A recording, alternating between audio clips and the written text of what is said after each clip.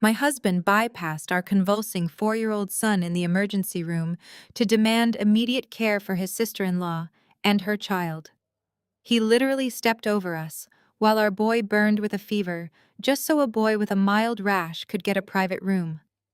When he came crawling back the next day to beg for forgiveness, the doctor looked him dead in the eye and said, "You are too late. My name is Nia and I am 32 years old. Before I tell you how a forensic accountant destroys a cheating wealth manager, let me know where you are watching from in the comments. Hit the like button and subscribe if you believe betrayal should cost everything." The fluorescent lights of the Atlanta Medical Center flickered above me like a strobe light in a nightmare. My shoes slammed against the linoleum floor as I sprinted through the automatic sliding doors of the emergency room. My son Leo was completely limp against my chest. His small body felt like a furnace radiating heat through my blouse. A febrile seizure, they would tell me later, but in that moment all I knew was that my baby was violently shaking. His eyes rolled back in his head, and his lips were turning a terrifying shade of blue. "Help me!" I screamed, my voice cracking as I rushed toward the triage desk.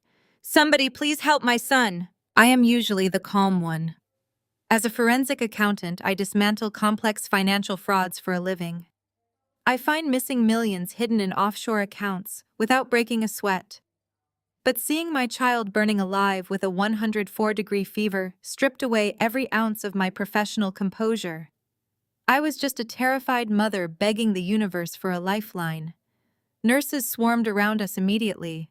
One grabbed a stretcher while another started asking rapid-fire questions about his symptoms. Right as a doctor ran out from the back, swinging his stethoscope around his neck, the heavy double doors of the emergency room burst open again. I turned my head, gasping for air, expecting to feel absolute relief.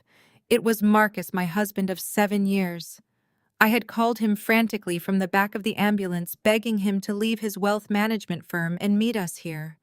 "Oh, thank God you are here," I cried out, reaching a hand toward him. But the words died in my throat. Marcus did not even look at me. He did not look at our son, who was still violently twitching on the metal stretcher. Marcus was carrying a child, but it was not ours. He was holding Toby, his brother Jamal's son. Toby is a blonde-haired, blue-eyed 5-year-old who belongs to my sister-in-law, Chloe.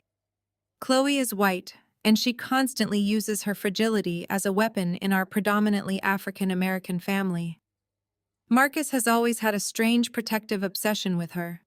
Right behind Marcus was Chloe herself, weeping dramatically into a tissue. Marcus marched straight past the stretcher where nurses were trying to stabilize our seizing child. He slammed his hand on the triage counter, demanding the head nurse right that second. "You need to get us a pediatric specialist immediately." Marcus barked, his voice booming across the waiting room. "Toby is having a severe allergic reaction and he cannot breathe." I stared in absolute shock. I looked at Toby. The boy was sitting up perfectly fine, sucking on a lollipop and scratching at a small patch of red hives on his forearm. He was not gasping for air. He was bored. Meanwhile, my son Leo was shaking so hard the bed rails rattled. "Marcus," I yelled, grabbing his expensive suit jacket. "What are you doing?" "Leo is having a seizure." Marcus finally turned to me. His eyes were completely void of the panic you would expect from a father. Instead, he looked annoyed that I was interrupting him. "Toby is struggling to breathe, Nia," he snapped, pushing my hand away. "Leo just has a fever. Stop being so dramatic and handle it yourself. Let the doctors do their job for Toby." He turned his back to me and used his VIP donor status at the hospital to bully the charge nurse into escorting Chloe and Toby to a private trauma bay. The triage nurse looked at me with pure horror in her eyes. She had heard everything. I stood there frozen in the middle of the chaos. I did not scream or cry. The forensic accountant inside me suddenly woke up, analyzing the data right in front of my face. The way Marcus had held Toby, the way he placed his hand on Chloe's lower back as they rushed into the back room. That was not an uncle looking out for his nephew. That was a father protecting his family. And in that chilling moment, I realized that my son and I were not his family at all. The triage nurse who had been assessing Leo was suddenly pulled away by the hospital administrator. Marcus had actually called the hospital director on his way over, demanding VIP treatment for a rash. I watched in absolute disbelief as the medical staff abandoned my convulsing 4-year-old to cater to my husband's sister-in-law. Toby is struggling to breathe. Leo just has a fever, handle it yourself. His cruel words echoed in my mind, playing on a continuous loop. I could not stand there frozen in shock any longer. The mother in me completely hijacked the forensic accountant. I scooped Leo into my arms, feeling the terrifying heat radiating off his skin and his muscles twitching violently against my chest. I did not wait for the administrators to finish bowing down to Marcus. I ran straight past the triage desk and kicked open the double doors leading into the main emergency ward. "Someone help my child!"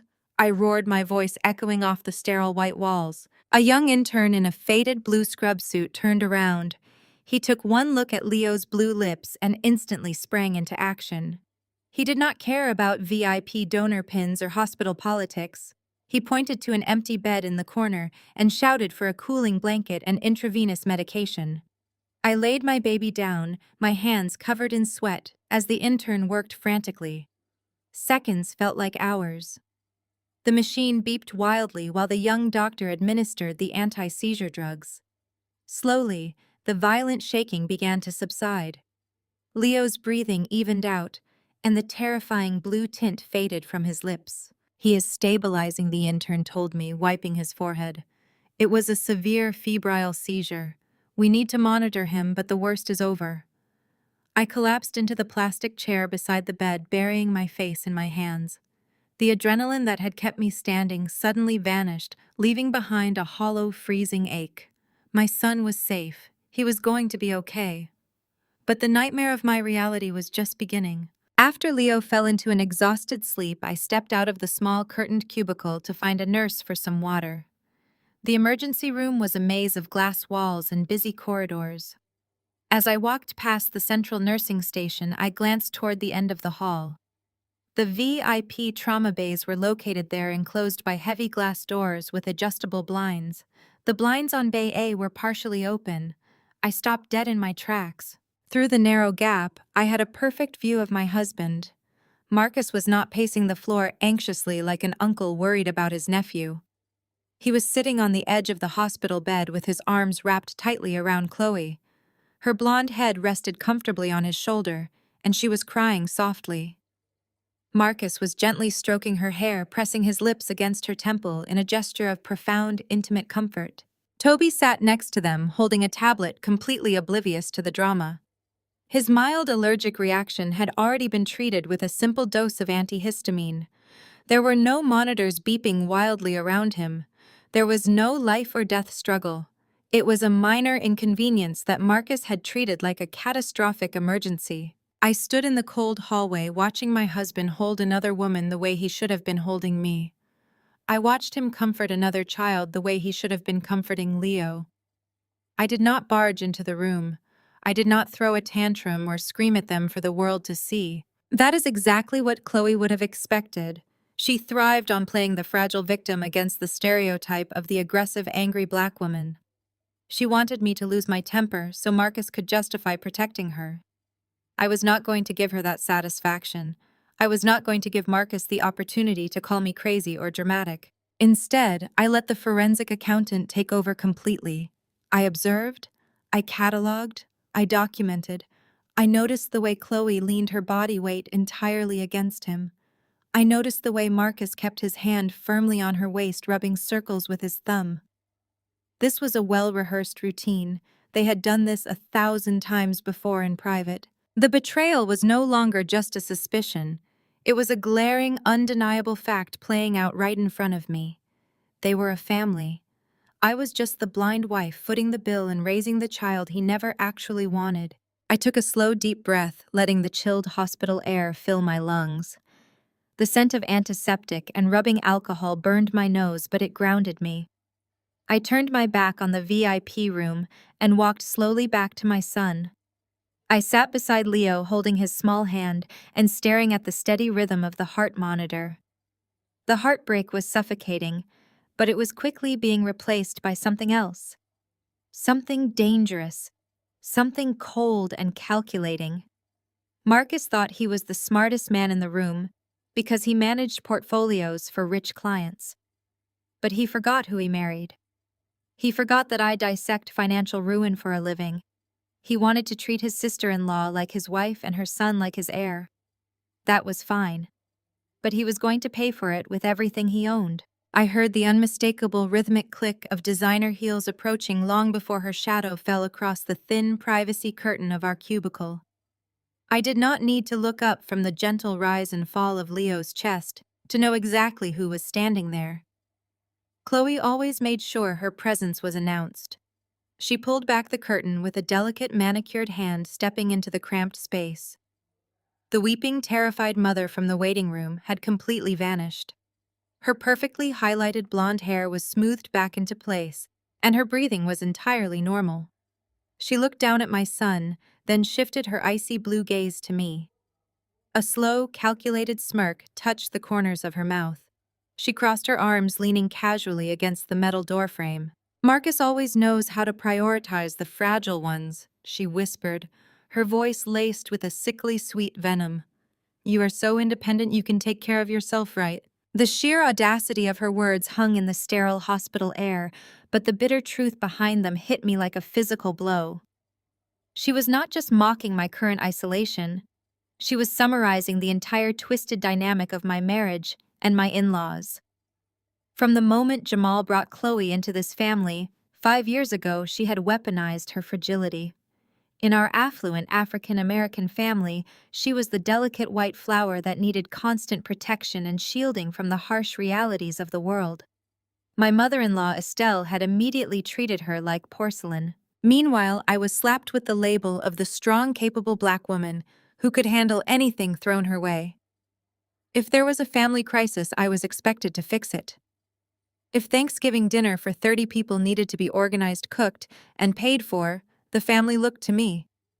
But if Chloe got a mild headache during a family gathering, the entire house would come to a grinding halt so she could rest in a quiet room. Marcus had bought into that toxic narrative completely.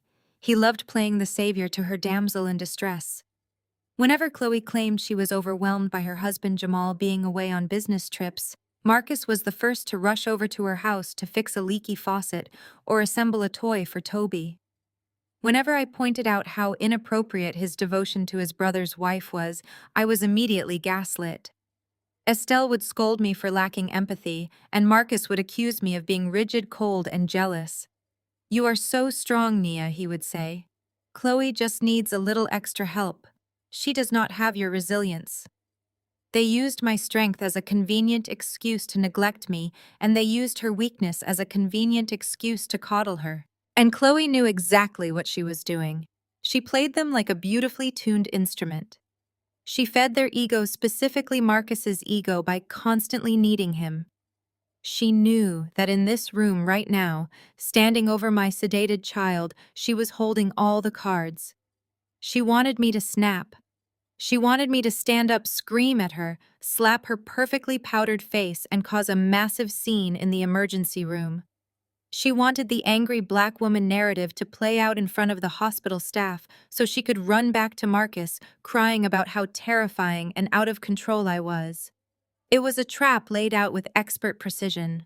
I kept my eyes locked on her face, analyzing every micro-expression. I refused to give her a single ounce of the drama she was desperately craving. I did not raise my voice. I did not stand up. I remained perfectly still, holding my son's small hand in mine. "Is that what he told you?" I asked, my tone deadpan and clinical. "That I am just so independent?" Chloe's smirk faltered slightly at my lack of an emotional explosion, but she quickly recovered. She took a step closer, lowering her voice so the nurses outside the curtain could not hear. "He did not have to tell me, Nia. It is obvious. Look at you. Your son almost died, and you are sitting here completely dry-eyed. You do not need him." Toby was terrified. He needed a strong father figure to calm him down. Marcus just did what came naturally to him. He protected the people who actually need his protection. The implication was a dagger aimed straight at my heart. A strong father figure. She was practically flaunting the affair, rubbing my nose in the fact that my husband was playing daddy to her son, while our actual child lay unconscious on a hospital cot. A lesser woman would have lunged at her throat. A woman ruled by her emotions would have dragged Chloe by her hair out of that emergency room. But I am a forensic accountant. I do not react to provocations. I collect data. I build cases. I destroy lives meticulously on paper where it cannot be undone. I looked at her designer handbag, which I knew Marcus had bought her for Christmas, under the guise of a joint family gift. I looked at the diamond tennis bracelet catching the fluorescent light. I calculated the exact cost of her lifestyle without her husband being present to fund it. She was incredibly expensive to maintain. "You are right, Chloe," I said, my voice dropping to a terrifyingly calm whisper. "I am extremely independent. I handle things. And right now I am handling my son's recovery. So unless you have a medical degree hidden inside that Prada bag, I suggest you walk out of this cubicle before I call security and have you escorted off the premises for harassing a patient." She scoffed, tossing her hair over her shoulder. "You always have to act so tough. It is honestly pathetic, Nia. You cannot even admit when you have lost. He is not coming back to this room tonight. You know that, right? He is going to stay with us to make sure Toby is fully recovered. You are on your own." "I have always been on my own," I replied, staring right through her. "But you rely entirely on other people's money and other people's husbands to survive. Enjoy the VIP room, Chloe. Enjoy the attention. Because fragile things break very easily when the safety net is finally pulled away." For a fraction of a second, genuine uncertainty flickered in her pale blue eyes. She did not understand my calm. She did not understand why I was not begging for my husband or screaming at the other woman. She expected a brawl, and instead she received a chilling warning she lacked the capacity to decode. Unable to draw any more blood, she let out a quiet huff of annoyance and turned on her heel. I watched the privacy curtains sway as she marched back down the corridor toward the luxury bay where my husband was waiting to coddle her. The silence returned to our small corner of the emergency room, leaving me alone with the steady rhythmic beeping of Leo's heart monitor. The confrontation had confirmed everything. Chloe was not just a passive participant in an affair. She was an active, malicious predator who reveled in taking what belonged to me. She wore her privilege and her victimhood like armor, confident that the men in her life would always shield her from the consequences of her actions. She thought my silence was a sign of defeat. She thought my lack of tears meant I was surrendering my husband and my dignity to her without a fight. She had absolutely no idea that in my mind I was already auditing her entire existence. As the privacy curtain settled into a stagnant drape, I remained anchored to the plastic chair beside Leo's bed. The camera pulls out slowly, framing the smallness of our cubicle against the sprawling, chaotic machinery of the hospital corridor. It would have been the perfect cinematic moment for a devastated wife to break down, sobbing, clutching her child and mourning the death of her marriage. But the tears never came. I stared at the harsh fluorescent lights reflecting off the linoleum floor and felt an eerie, profound sense of absolute clarity washing over me. The emotional fog of being a neglected wife evaporated, leaving behind the sharp, calculating mind of a woman who audited financial ruins for a living. I did not need a savior. I needed logistics. Leo stirred slightly under the cooling blanket, a soft whimper escaping his small lips. The intern who had treated him returned to check his vitals, noting that his temperature had dropped to a manageable level. "He is stable," the young doctor assured me, checking the monitor. "We will need to keep him here for a few hours of observation just to be safe, but the immediate danger has passed." I looked around the overcrowded, understaffed emergency room. A man with a broken arm was groaning in the hallway. A nurse was shouting for backup near the trauma doors. And at the far end of the corridor, my husband was playing house in a soundproof VIP suite, while my son lay on a standard issue cot, surrounded by chaos. This facility had already proven its priorities. They bowed to wealth and loud demands while ignoring actual medical emergencies. I was not going to let my child recover in a place that treated his life as an inconvenience. "I am not leaving him here for observation," I said, my voice projecting a quiet, absolute authority. I want him transferred to Atlanta Children's Hospital immediately. The intern blinked, clearly caught off guard by my sudden shift in demeanor. Ma'am, a transfer for observation is highly unusual, and hospital transport is currently backed up with critical cases.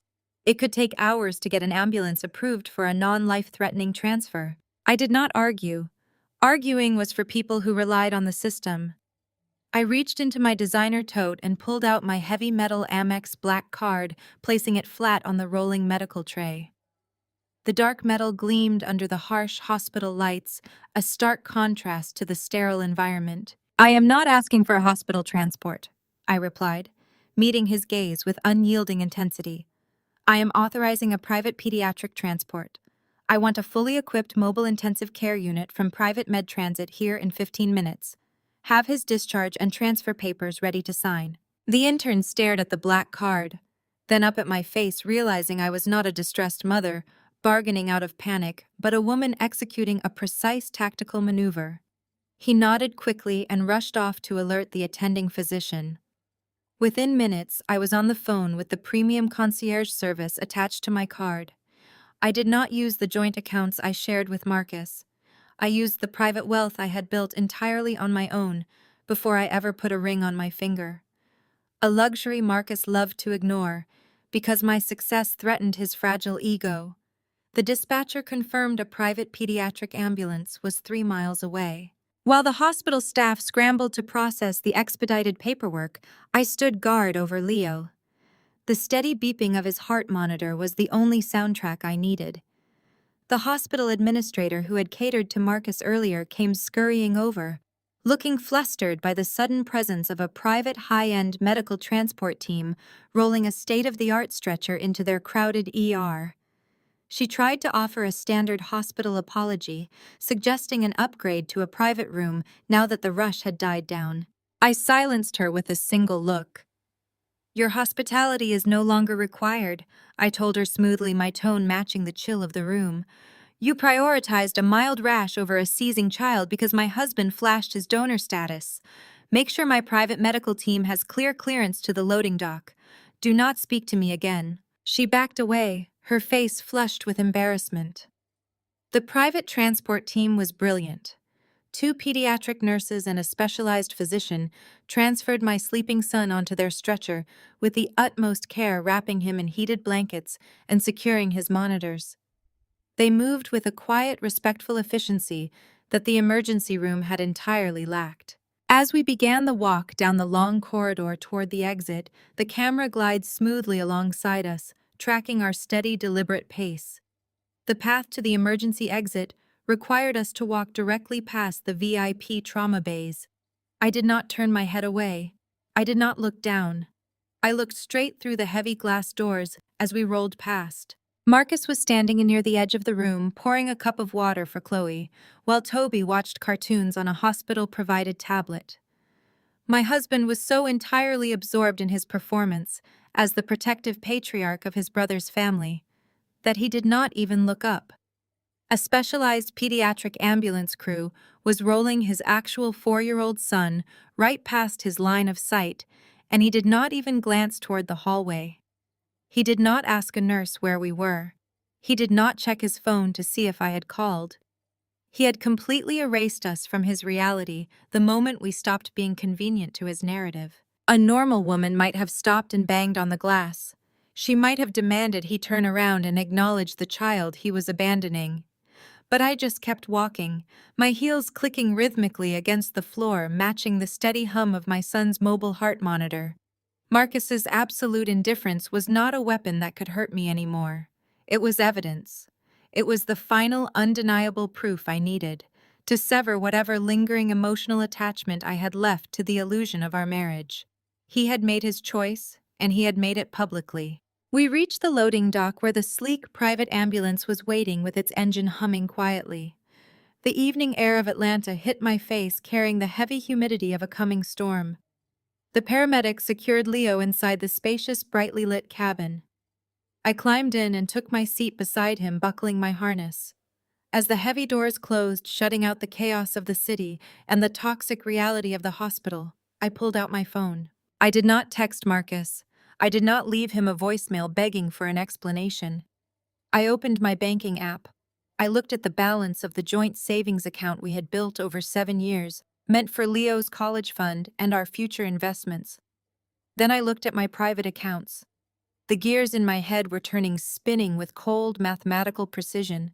Marcus was a wealth manager. He built his entire identity around his ability to control and grow assets. He believed he was the financial titan of our household, the undisputed king of our affluent African American social circle. He loved the prestige, the tailored suits, the country club memberships. But a wealth manager only knows how to move money around.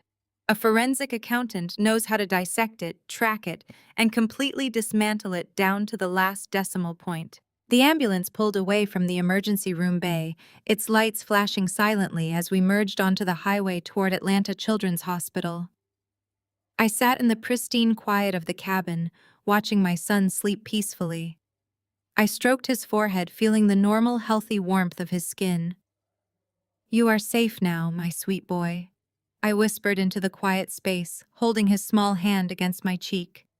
"And I promise you they will never put you second again." I locked my phone screen and leaned back against the leather seat, allowing myself one final deep breath before the real work began.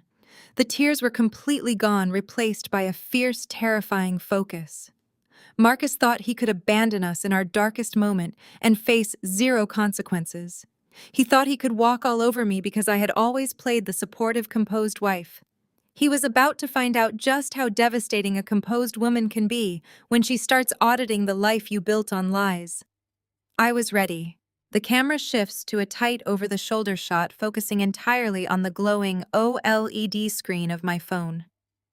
The interior of the private ambulance is dim, illuminated only by the soft blue light of Leo's medical monitors and the harsh white glare reflecting off my face. The paramedics speak in hushed professional tones near the front of the cabin, ensuring my son remains perfectly stable. I tune out the ambient noise of the highway and the rhythmic hum of the vehicle. My fingers hover over the digital keyboard. I am a forensic accountant. I spend my days tracing invisible threads of corporate fraud, unearthing ghost accounts, and destroying white-collar criminals who think they are smarter than the paper trail they leave behind. Marcus always praised my analytical skills when it benefited his wealthy clients. He utilized my expertise to help his firm navigate complex tax loopholes. But he made one fatal, arrogant miscalculation. He assumed I would never apply those exact same skills to my own marriage. He thought my role as a devoted wife and a terrified mother would permanently blind me to the financial architecture of our household. I open my secure password manager. I have access to everything because I am the one who organized our digital lives when we got married. I decide to start with the most relevant data point right in front of me: the hospital. Marcus had marched into that emergency room demanding VIP treatment and pediatric specialists for a mild allergic reaction. He threw his weight around with the administrators and bypassed the standard billing protocols entirely. You do not get that kind of immediate, unquestioned deference at a major medical center just by wearing a nice suit or flashing a donor pin. You get it by being a high-paying frequent flyer in their billing department. I open the web browser and navigate directly to the family portal of our premium healthcare insurance provider. The biometric scanner reads my face and the primary dashboard loads instantly. To the untrained eye, a health insurance dashboard is just a confusing mess of deductibles, out-of-pocket maximums, and generic claim summaries. Most people only look at the final amount due and hit pay. But I do not look at summaries. I look at the metadata. I look at the line items. I tap on the Claims History tab, filtering the data to show the last 48 months. I select the option to view all dependents linked to Marcus's primary policyholder account. The screen refreshes. I expect to see two names listed under his profile: my name and Leo's name. The camera pushes in closer to the phone screen, capturing the exact moment the data renders. There are not two names listed under Marcus. There is a third active profile linked directly to his premium tier coverage. Tobias Miller. My breath catches in my throat. The cold air of the ambulance suddenly feels sharp against my skin. I tap on Toby's profile, expanding the drop-down menu to view the specific account authorizations. The screen displays the administrative hierarchy for the child's medical care. Chloe is listed as the biological mother with standard viewing access. But right beneath her name, highlighted in bold black text, is Marcus. He is not listed as an emergency contact. He is not listed as an uncle. He is legally registered in the system as the primary financial guarantor for Toby's entire medical profile. My thumb hovers over the screen, trembling for just a fraction of a second before my professional discipline locks it down. I click into the billing statements, downloading the comprehensive PDF history for Toby's account. I open the first document and start scrolling back through the years. The numbers form a chilling timeline of absolute betrayal. 1 year ago, 2 years ago, 3 years ago, 4 years ago. The data stretches back exactly 4 years, right to the month Toby was born. Marcus has been secretly paying for everything. I scroll through page after page of detailed medical claims, pediatrician visits, top-tier allergy specialists, private dermatologists for mild skin irritations, concierge urgent care visits for common colds. Every single premium, every copay, every out-of-network specialist fee has been routed directly through Marcus and paid in full, using an external routing number I do not immediately recognize. Numbers do not lie. People lie. People cry and manipulate and throw tantrums to control a narrative. But financial statements are completely devoid of emotion. They tell the exact, indisputable truth of where a person's loyalties lie. I sit in the back of the ambulance, tracing the staggering sum of money draining out of my husband's accounts to fund his sister-in-law's child. I calculate the totals in my head, adding up the specialist visits and the premium tier coverage fees. Tens of thousands of dollars. Money that Marcus funneled away in absolute secrecy while smiling in my face. The sheer audacity of his hypocrisy makes my blood run cold. I remember a conversation we had just last month sitting at our kitchen island. I had suggested enrolling Leo in a specialized reading program to give him a head start before kindergarten. It was an expensive program, but nothing we could not easily afford.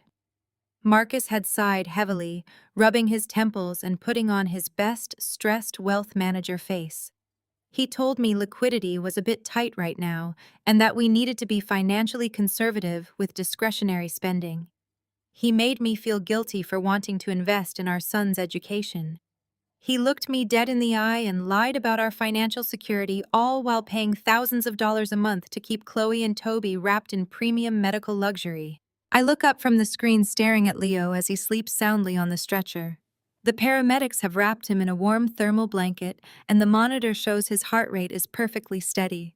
My beautiful, innocent boy, who was tossed aside in an emergency room tonight because his father was too busy playing savior to another woman's child. I turn my attention back to the phone screen.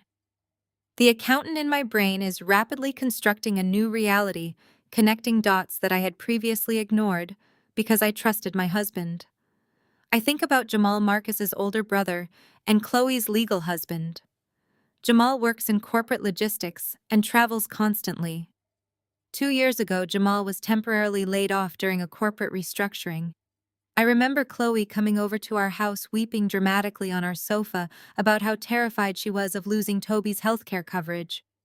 She played the fragile, terrified mother perfectly. Marcus had played the generous brother, stepping in to offer what he called a small temporary family loan to help them through the rough patch. The insurance portal proves that was a complete fabrication. There was no small temporary loan. Marcus was already covering Toby's premium health plans and out-of-pocket maximums entirely. He had been doing it since the day the boy was born. Jamal's job status was completely irrelevant because Marcus was acting as the primary provider. Does Jamal know, I wonder, analyzing the data points? Is Jamal just a clueless pawn in Chloe's manipulative game, or is the entire family dynamic far more sinister than I ever imagined? Chloe is a predator who uses her victimhood as currency, but Marcus is a willing, eager participant. He chose to fund this secret life. He chose to build a financial fortress around Chloe while actively neglecting his own household. I do not shed a single tear. Crying is a biological response to sudden loss, but I have not lost anything of value tonight. I have simply discovered a massive deficit in my life's ledger, and I am going to balance the books. I select all 48 months of Toby's medical billing statements. I hit the export button, transferring the massive file of PDFs directly to a secure encrypted cloud server I set up years ago for my independent auditing firm. The data transfers smoothly, the progress bar filling up in a matter of seconds. I delete the download history from my phone, ensuring there is no trace of my digital footprint on the local device. The private ambulance begins to slow down, navigating the final turns toward the expansive, brightly lit campus of Atlanta Children's Hospital. The contrast between the chaotic facility we just left and this premium pediatric center is stark. Here my son will receive the absolute best care available. Here he is the priority. I lock my phone and slip it back into my designer tote bag. The first thread of Marcus's carefully constructed lie has been pulled, and the entire sweater is about to unravel. If he is brazen enough to register himself as the primary financial guarantor for his brother's child on a family medical portal, what else is he hiding in the shadows of his wealth management firm? The healthcare data was just the appetizer. The real feast is going to be his personal banking history and his corporate investment portfolios. The ambulance backs smoothly into the specialized receiving bay. The doors swing open, revealing a team of pediatric specialists waiting for us, ready to take over Leo's care with immediate professional urgency. I unbuckle my harness and stand up, smoothing the wrinkles from my skirt. I am no longer just a terrified mother trying to save her son. I am the lead investigator on the most important audit of my entire career, and I am going to tear Marcus's empire apart brick by brick. The camera glides effortlessly behind me, tracking my silent footsteps as I cross the threshold of our Atlanta penthouse. The heavy oak door clicks shut, sealing away the humid Georgia night. Inside, the sprawling apartment is perfectly still. Floor-to-ceiling windows offer a panoramic view of the downtown skyline, glittering like a sea of diamonds scattered across black velvet. It is a stunning display of wealth and success. It is also a massive monument to Marcus's ego. I drop my designer tote bag onto the cold marble of the kitchen island. Leo is safely tucked into a private pediatric recovery suite across town, monitored by top-tier specialists. I made sure he was completely stable and resting comfortably before I left. I have exactly a 3-hour window before Marcus realizes I am not sitting in the corner of that chaotic emergency room crying over our son. 3 hours to dismantle the financial fortress of a man who thought I was too distracted to notice his betrayal. The camera moves with me, drifting smoothly down the long hallway toward the west wing of the penthouse. The plush carpet absorbs all sound. I pass framed photographs of our supposed perfect life. Marcus smiling in a tailored tuxedo at a charity gala. Marcus posing with his golf clubs at the country club. Marcus holding me by the waist at a corporate retreat. Not a single photo of Leo. I note that detail now with absolute clarity. The evidence was always there, hanging right on the walls, but I was too conditioned by my role as the supportive wife to see it. I push open the heavy double doors to his private home office. The room is dark, save for the ambient city light spilling through the glass. The camera orbits me as I step into the center of the room, taking in the space. This is Marcus's sanctuary. Dark mahogany bookshelves lined with leather-bound volumes he never reads. A massive executive desk positioned to face the door like a throne. He loves to project power and intimidation. But intimidation only works on people who do not understand how the system is built. I walk behind the desk and sink into his high-backed leather chair. The soft material yields to my weight. I reach out and tap the spacebar of his sleek desktop monitor. The screen blazes to life, instantly flooding the dark room with a sharp white glow. A simple login prompt appears, demanding a password. Marcus considers himself a master of security. He manages portfolios for clients worth hundreds of millions of dollars. He uses encrypted servers, complex firewalls, and two-factor authentication protocols at his firm. He assumes his home network is just as impenetrable. He assumes a mere wife would never be able to bypass a locked screen without triggering an alarm. But I am not just a wife. I am a senior forensic accountant. I spend my entire professional life finding the back door into fortified financial systems. I understand that the weakest point of any security infrastructure is never the software. The weakest point is always human arrogance. I glance at the digital clock in the corner of the screen. I have given myself a strict 10-minute limit to break into his machine. If I cannot get in by then, I will resort to pulling the hard drive entirely. But I know I will not need to. Marcus is a creature of extreme habit driven by an inflated sense of superiority.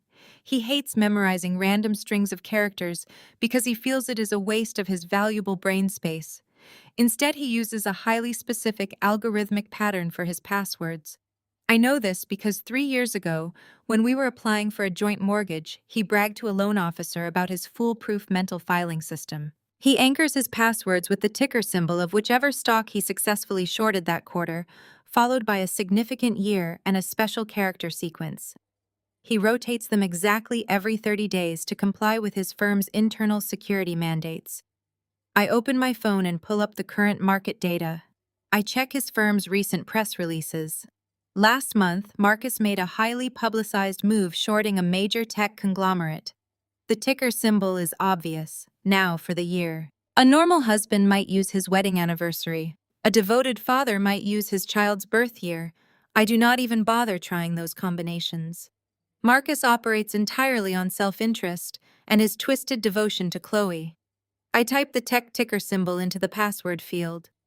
I follow it with the year Jamal and Chloe got married, a year Marcus was suspiciously depressed and drank heavily for weeks.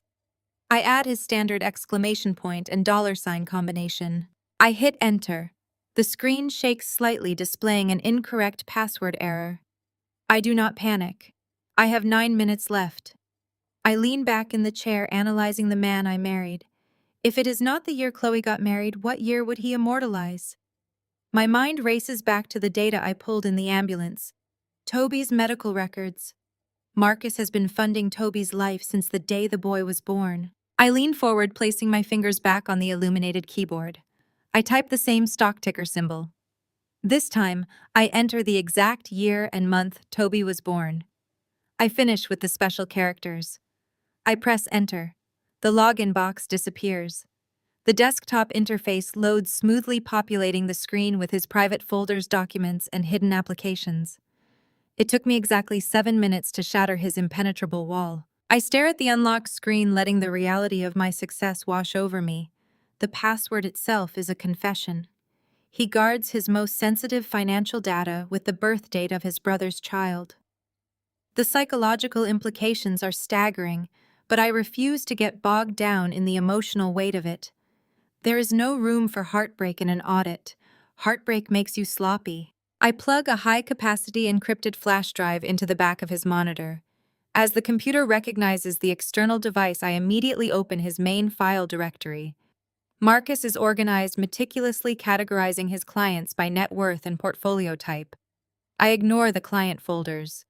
I am not here to violate his firm's confidentiality agreements or commit corporate espionage.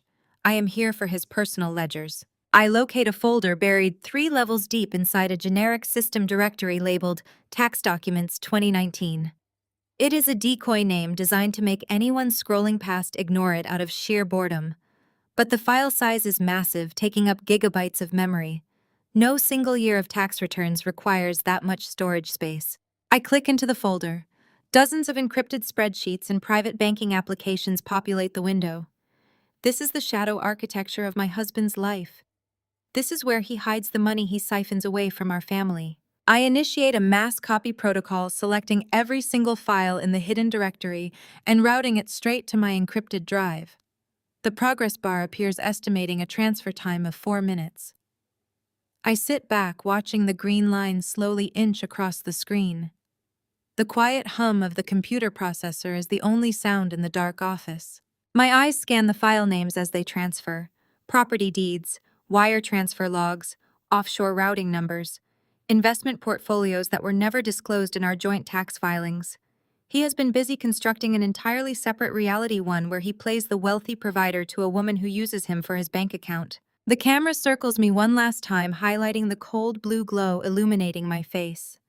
I am entirely focused, utterly detached from the man who owns this desk. He thought leaving me alone in a hospital corridor would break me. He thought his absence would render me helpless and desperate for his return. He vastly underestimated the danger of leaving a forensic accountant alone with a motive and a quiet room. The green bar hits 100%. The transfer is complete. I have everything. I safely eject the encrypted flash drive from the monitor and slip it into the hidden zippered pocket of my tote bag. The heavy silence of the penthouse is suddenly shattered by a sharp, buzzing sound. My cell phone vibrates aggressively against the polished mahogany of Marcus's desk. The bright screen cuts through the darkness, illuminating a single name: Estelle. My mother-in-law has impeccable timing. She operates like a dedicated public relations manager for her favorite son. If she is calling at this hour, it means Marcus has already run crying to her, spinning a narrative where he is the noble victim and I am the unreasonable villain. The camera cuts to an extreme close-up of my phone resting on the dark wood. My perfectly manicured finger hovers over the screen. I do not just hit answer. I tap the screen to activate my secondary audio capture application. A small, solid red circle appears in the top corner of the display, indicating the recording has begun. I press the green accept button and tap the speakerphone icon. I want every single syllable captured with absolute crystal clarity. Nia, what on earth is wrong with you? Estelle's voice fills the quiet office, shrill and vibrating with absolute indignation. I just received the most distressing phone call from Marcus. He is completely devastated. He told me you threw a massive tantrum in the middle of the emergency room and then selfishly dragged Leo away to another hospital without even consulting him. How could you humiliate him like that in public? I lean back in the heavy leather executive chair. I do not raise my voice. I do not defend my actions.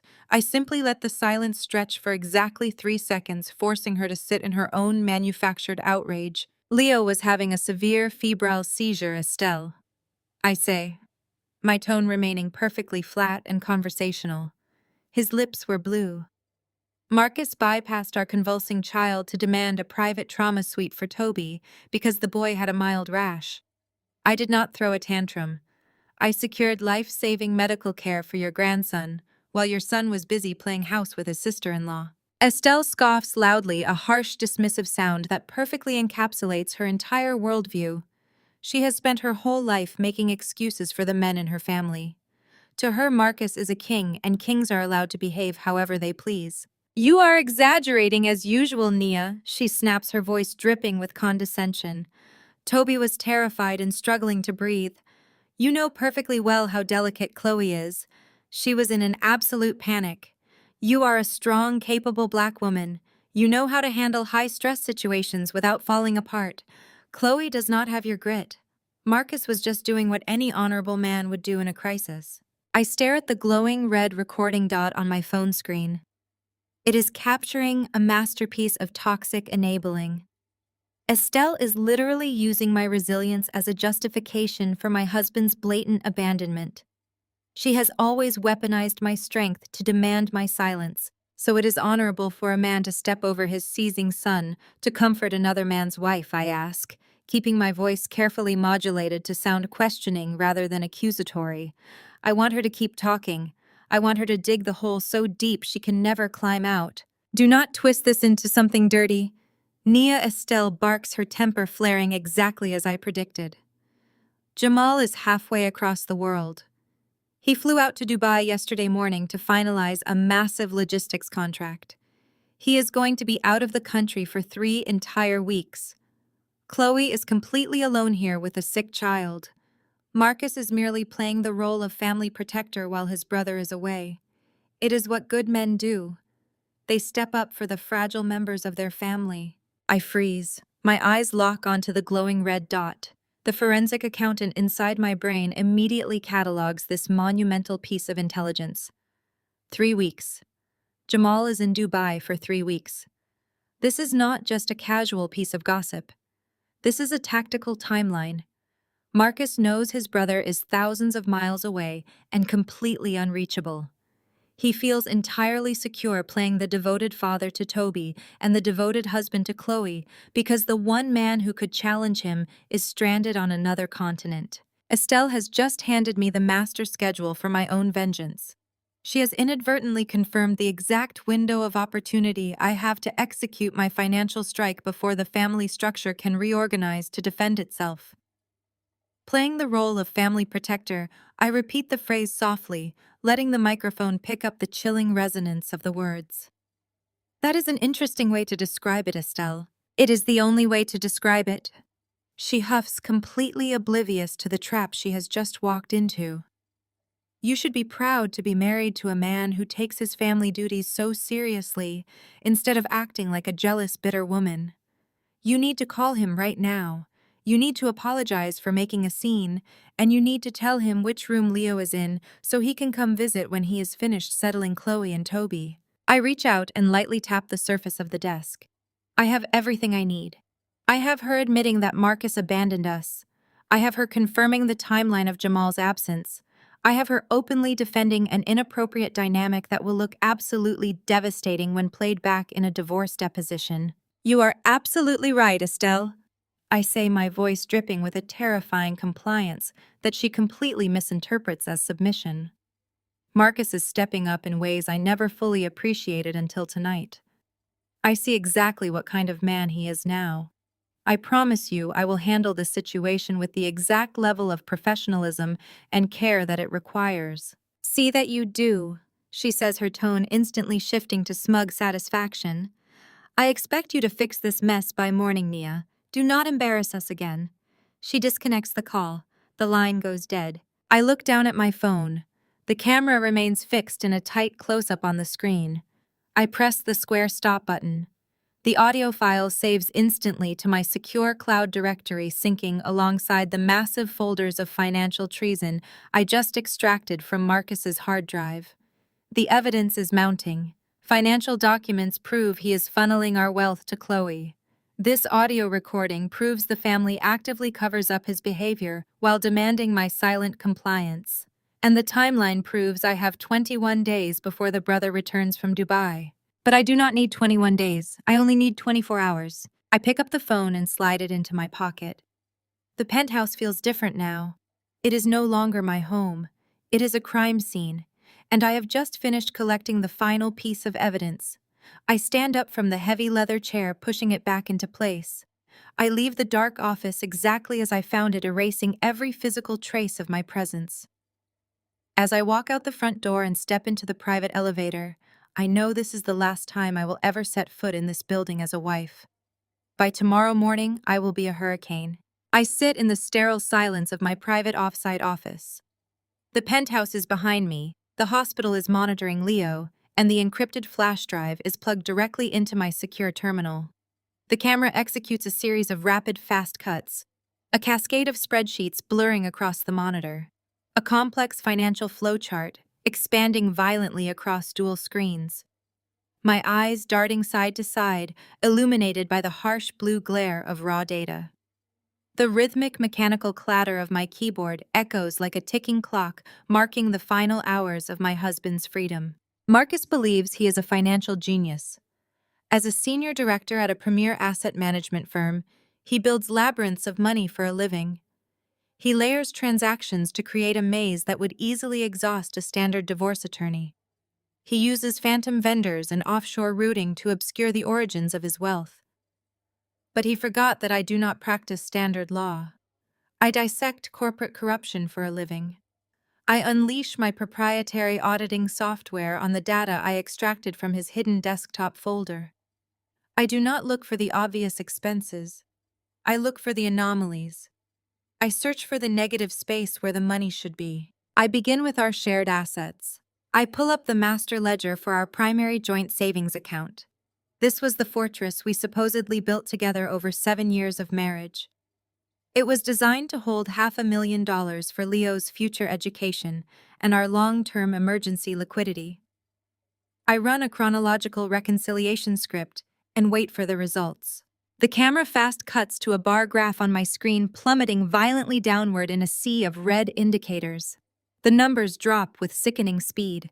$10,000 wired out on a Tuesday, $25,000 transferred on a Thursday, $50,000 gone by the end of the month. Marcus categorized every single withdrawal as a high-yield volatile market investment in a private equity fund.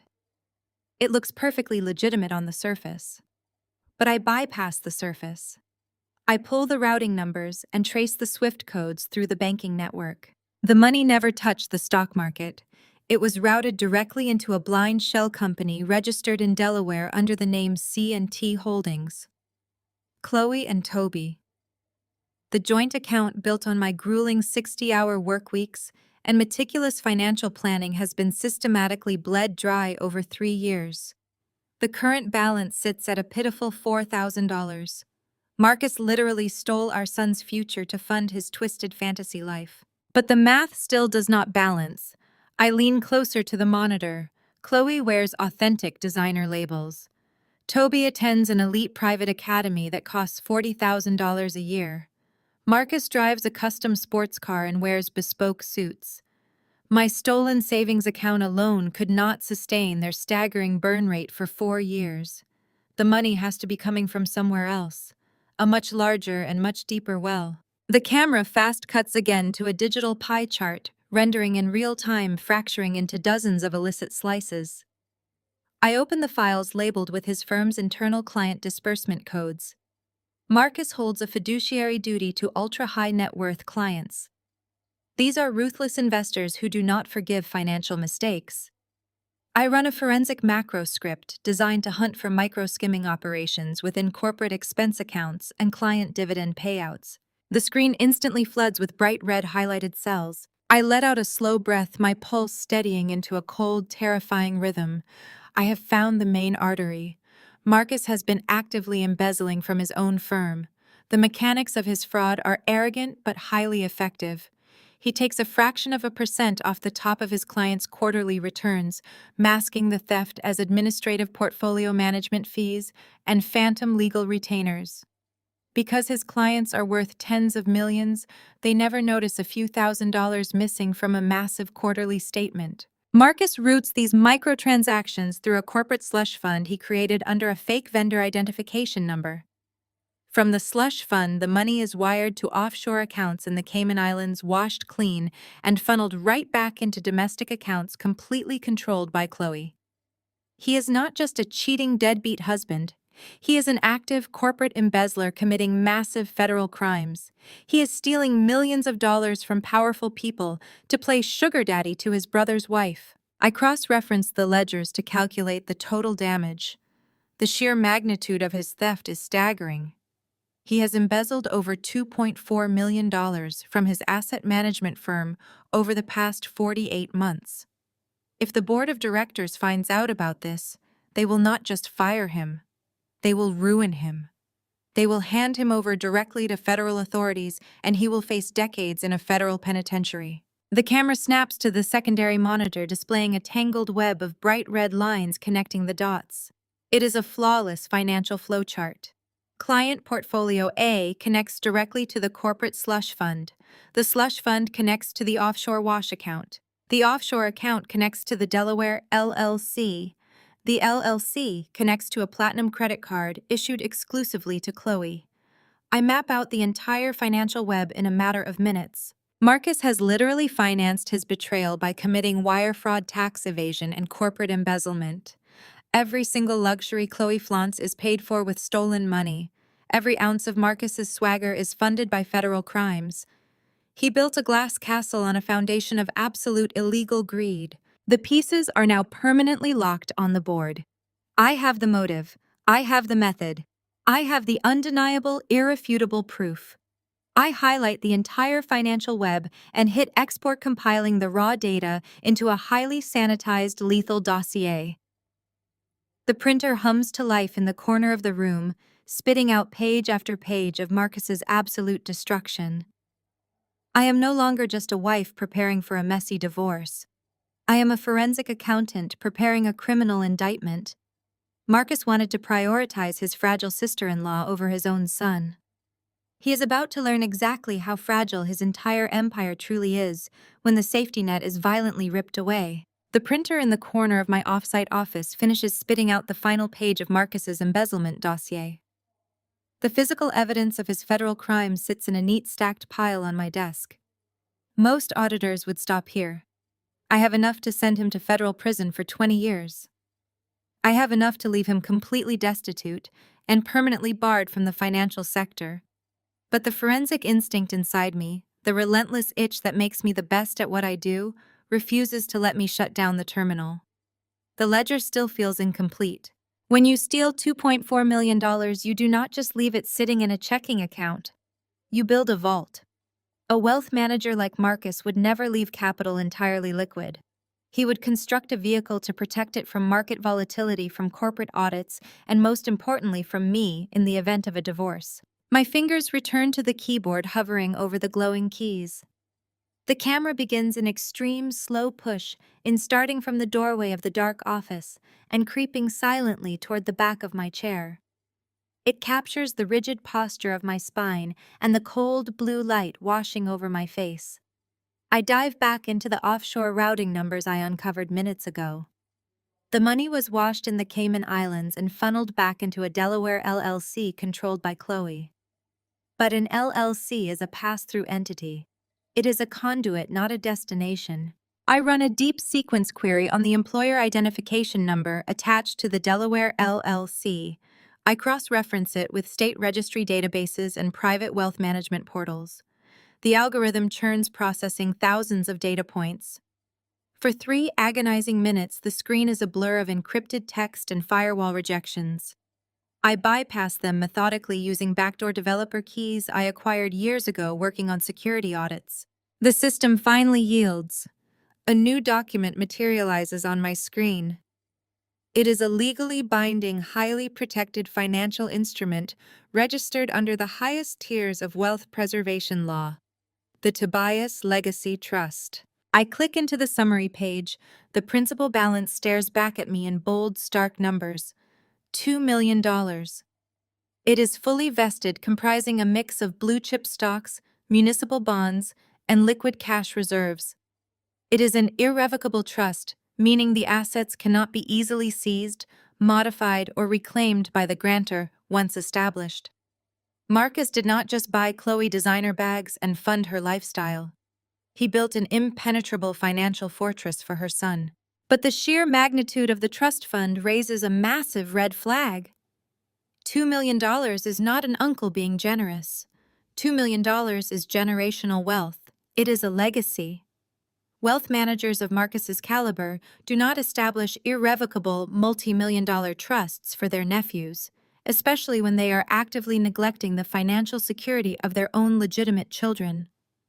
In the affluent African-American circles we run in, uncles might pay for a private school tuition or buy a nice graduation gift.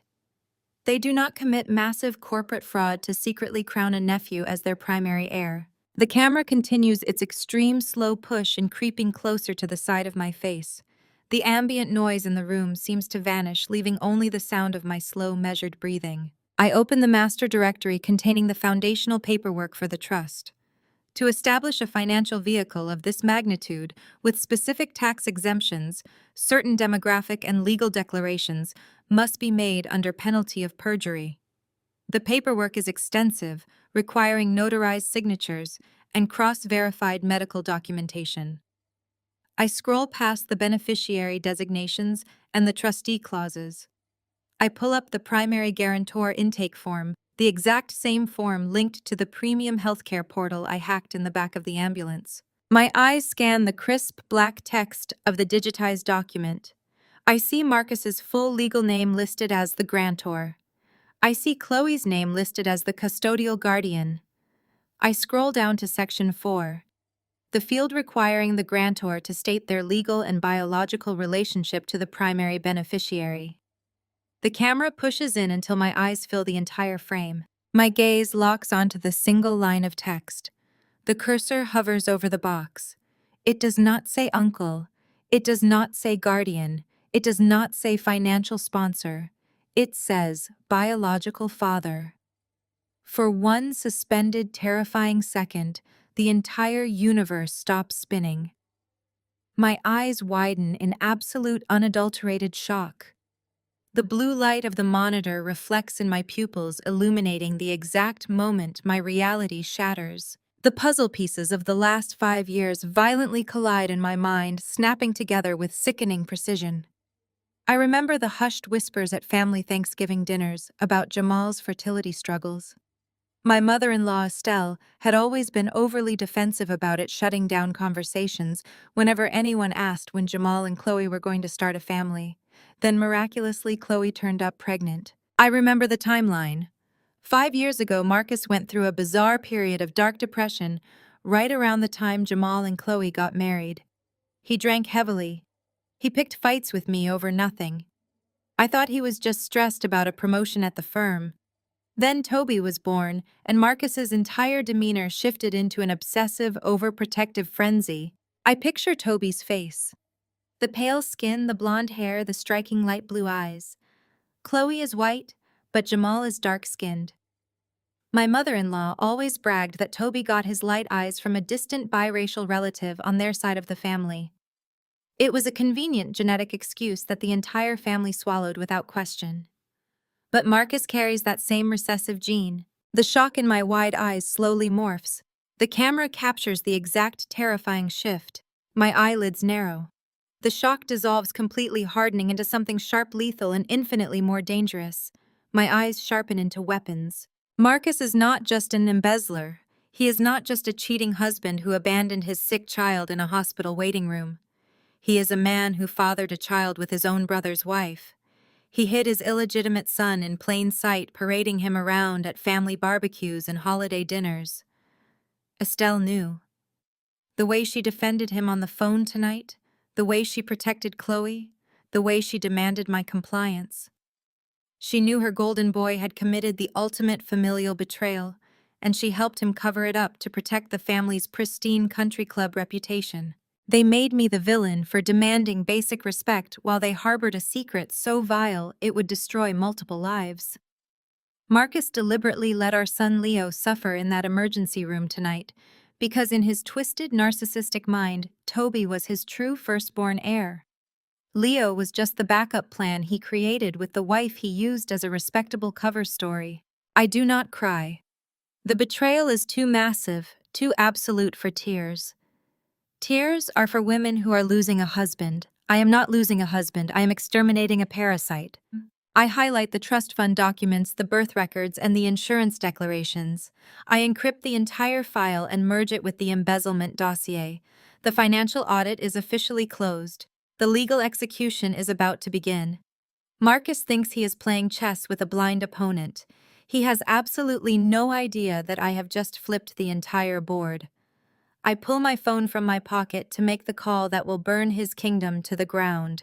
The morning sun creeps over the Atlanta skyline, casting long geometric shadows across the pristine hardwood floors of the penthouse. I am sitting in the center of the plush living room sofa, waiting. From a low angle looking up at the heavy oak front door, the space feels like a perfectly curated stage set. I have been awake for 24 hours, running entirely on adrenaline and the icy precision of a woman who has just cataloged her own absolute betrayal. The brass lock on the front door clicks heavily, echoing through the quiet apartment. Marcus steps inside. He does not look like a man who just abandoned his seizing 4-year-old son. He looks exactly like a man who just spent the entire night playing the heroic protector to a fragile damsel in distress. His expensive suit jacket is slung casually over one shoulder, and his tie is loosened. There is a deliberate, performative exhaustion in the way he closes the door and drops his keys into the marble valet tray. He breathes out a loud, heavy sigh designed to broadcast how heavily the burdens of the world rest upon his broad shoulders. I remain perfectly still on the sofa, a warm mug of chamomile tea resting in my hands. I watch him from this lower vantage point, analyzing his every movement. He expects a war. He is bracing himself for flying objects, screamed accusations, and the stereotypical angry outburst he has spent years conditioning me to avoid. He wants me to raise my voice so he can easily dismiss my very valid trauma as a hysterical overreaction. He stops in the center of the living room, finally noticing me sitting there. His jaw tightens, and he immediately launches into the offensive strike. I cannot believe you just walked out of that hospital, Nia. He begins, his voice dripping with condescending disappointment. You completely embarrassed me in front of the hospital director. You left without a word and humiliated Chloe when she was absolutely terrified for her son. I take a slow sip of my tea, letting the warm liquid soothe my dry throat. The forensic accountant inside me observes his tactic with clinical detachment. It is a textbook narcissistic pivot. Deflect all personal accountability by immediately prosecuting the victim for an imagined social slight. Leo was turning blue. Marcus, I reply, my voice soft, steady, and entirely devoid of the rage currently vibrating through my veins. He needed a pediatric specialist. I had to authorize the transfer. Marcus waves his hand, swatting my explanation out of the air like an annoying insect. Toby was having an anaphylactic reaction. His throat was closing. You know perfectly well that Chloe panics under pressure. She does not have your grit, Nia. She needed someone to take control of the situation.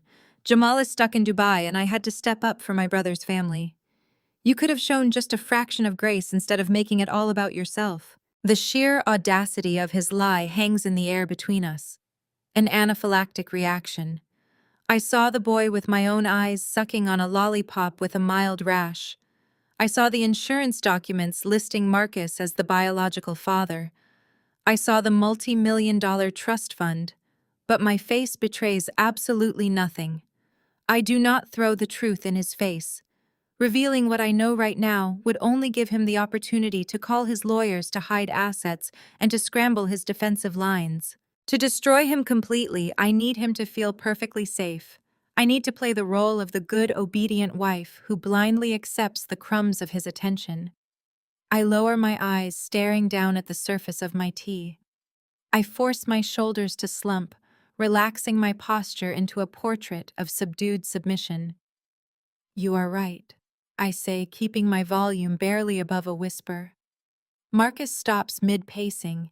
He actually blinks in surprise, clearly thrown completely off balance by my sudden capitulation. I look up at him, channeling every ounce of fake vulnerability I can muster. I panicked, Marcus. Seeing Leo shaking like that just broke something inside me. I was terrified, and I let my fear cloud my judgment. I know you were just trying to do the right thing for your brother. I know how much family means to you. I am sorry I made things harder for you last night. The transformation in my husband is immediate and sickening to witness. The defensive aggression melts off his face, instantly replaced by a bloated, patronizing satisfaction. His fragile ego has been successfully fed. He walks over to the sofa and sits down beside me, the heavy scent of hospital sanitizer and Chloe's expensive floral perfume wafting off his shirt. He drapes a heavy arm around my shoulders, pulling me into his side. My skin crawls at the contact, but I force myself to lean into him, resting my head against his chest. I appreciate you saying that, Nia, he murmurs, kissing the top of my head. It was a hell of a night. You know I love Leo. I just needed to make sure Toby was stabilized first. You are the strongest woman I know. I always know you have things under control. Chloe just crumbles when Jamal is not around to hold her hand. It is exhausting having to carry that weight, but someone has to do it. He is actually painting himself as a martyr. He is sitting here pretending to be burdened by the secret second family he intentionally created and funded with stolen corporate assets. How is Toby doing? I ask, injecting just the right amount of gentle concern into my voice. He is fine now. Marcus sighs heavily, leaning his head back against the sofa cushions. The doctors cleared him early this morning. I got them settled back at their house before coming home. How is Leo doing at the pediatric center? The fact that he asks about our son as a casual afterthought nearly shatters my composure, but I bite the inside of my cheek, using the sharp physical pain to keep my voice even. He is resting comfortably, I reply. The specialists ran a full panel of tests and want to keep him for another 24 hours to monitor his neurological baseline. I just came home to shower, grab a change of clothes, and grab my laptop so I can work from his bedside. Good, Marcus says, patting my shoulder absently. You stay with him. I have a massive day ahead of me. The markets are volatile and the board of directors requested an urgent portfolio review for our top-tier accounts this afternoon. I need to catch a few hours of sleep before I log in. I nod, understanding the profound irony of his schedule. He thinks he is preparing for a routine corporate review. He has no idea that the board of directors is currently receiving a massive anonymous encrypted dossier detailing his $2.4 million embezzlement scheme. You go get some rest, I tell him, standing up from the sofa and taking my empty mug. You deserve it after stepping up for everyone last night. Marcus offers me a tired, handsome smile, completely blind to the guillotine poised directly over his neck. He loosens his collar the rest of the way and walks down the long hallway toward the master bedroom. I watch his retreating back from the lower angle of the living room, mapping the exact dimensions of his arrogance. He closes the bedroom door. The lock clicks. The facade instantly drops from my face. The submissive wife disappears, eradicated by the cold, calculating reality of what must be done next. He feels safe. He is asleep. He thinks his kingdom is perfectly secure. He has handed me the exact window of unprotected time I need to execute the financial strike. I walk toward the kitchen island, grabbing my heavy designer tote bag. The encrypted flash drive is burning a hole in the lining. It is time to initiate the total liquidation of Marcus's life. I step out of the penthouse elevator and into the warm, sticky morning air of Atlanta, my tote bag clutched tightly against my side. The heavy glass doors of the building slide shut behind me, and I take a deep breath. The performance is over. The good wife is gone, and the forensic accountant is officially on the clock. I have less than 24 hours before the explosive dossier I compiled detonates in Marcus's corporate boardroom. Before that happens, I need to ensure that the shrapnel of his destruction does not catch me or my son. The camera tracks smoothly behind me as I stride down Peachtree Street, my heels clicking sharply against the pavement. The city is waking up, the streets bustling with professionals hurrying to their offices, oblivious to the financial execution I am about to orchestrate. I am not heading to a coffee shop or a friend's house to cry. I am heading to the most ruthless family law firm in the state of Georgia. I push through the revolving doors of a towering glass high-rise in the financial district. The lobby is expansive, all polished marble and brushed steel. The camera follows me into an express elevator climbing 40 floors above the city. When the doors open, I step into the reception area of Sterling and Associates. It is quiet, aggressively expensive, and designed to intimidate. I approach the receptionist, a young woman with a perfectly neutral expression.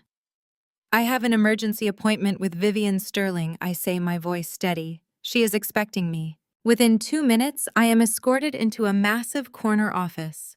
Vivian Sterling stands up from behind her sprawling mahogany desk. She is a woman in her late 50s, with sharp features, silver hair, cut in a severe bob, and eyes that miss absolutely nothing. She built her reputation dismantling the complex assets of wealthy, philandering husbands. She is exactly the weapon I need. Nia, she says, extending a firm hand. Your message said it was a critical financial emergency. Sit down, tell me everything. I do not waste time with tears or emotional exposition. I open my tote bag, pull out a thick encrypted tablet, and slide it across the desk. I am divorcing my husband Marcus, I state clearly.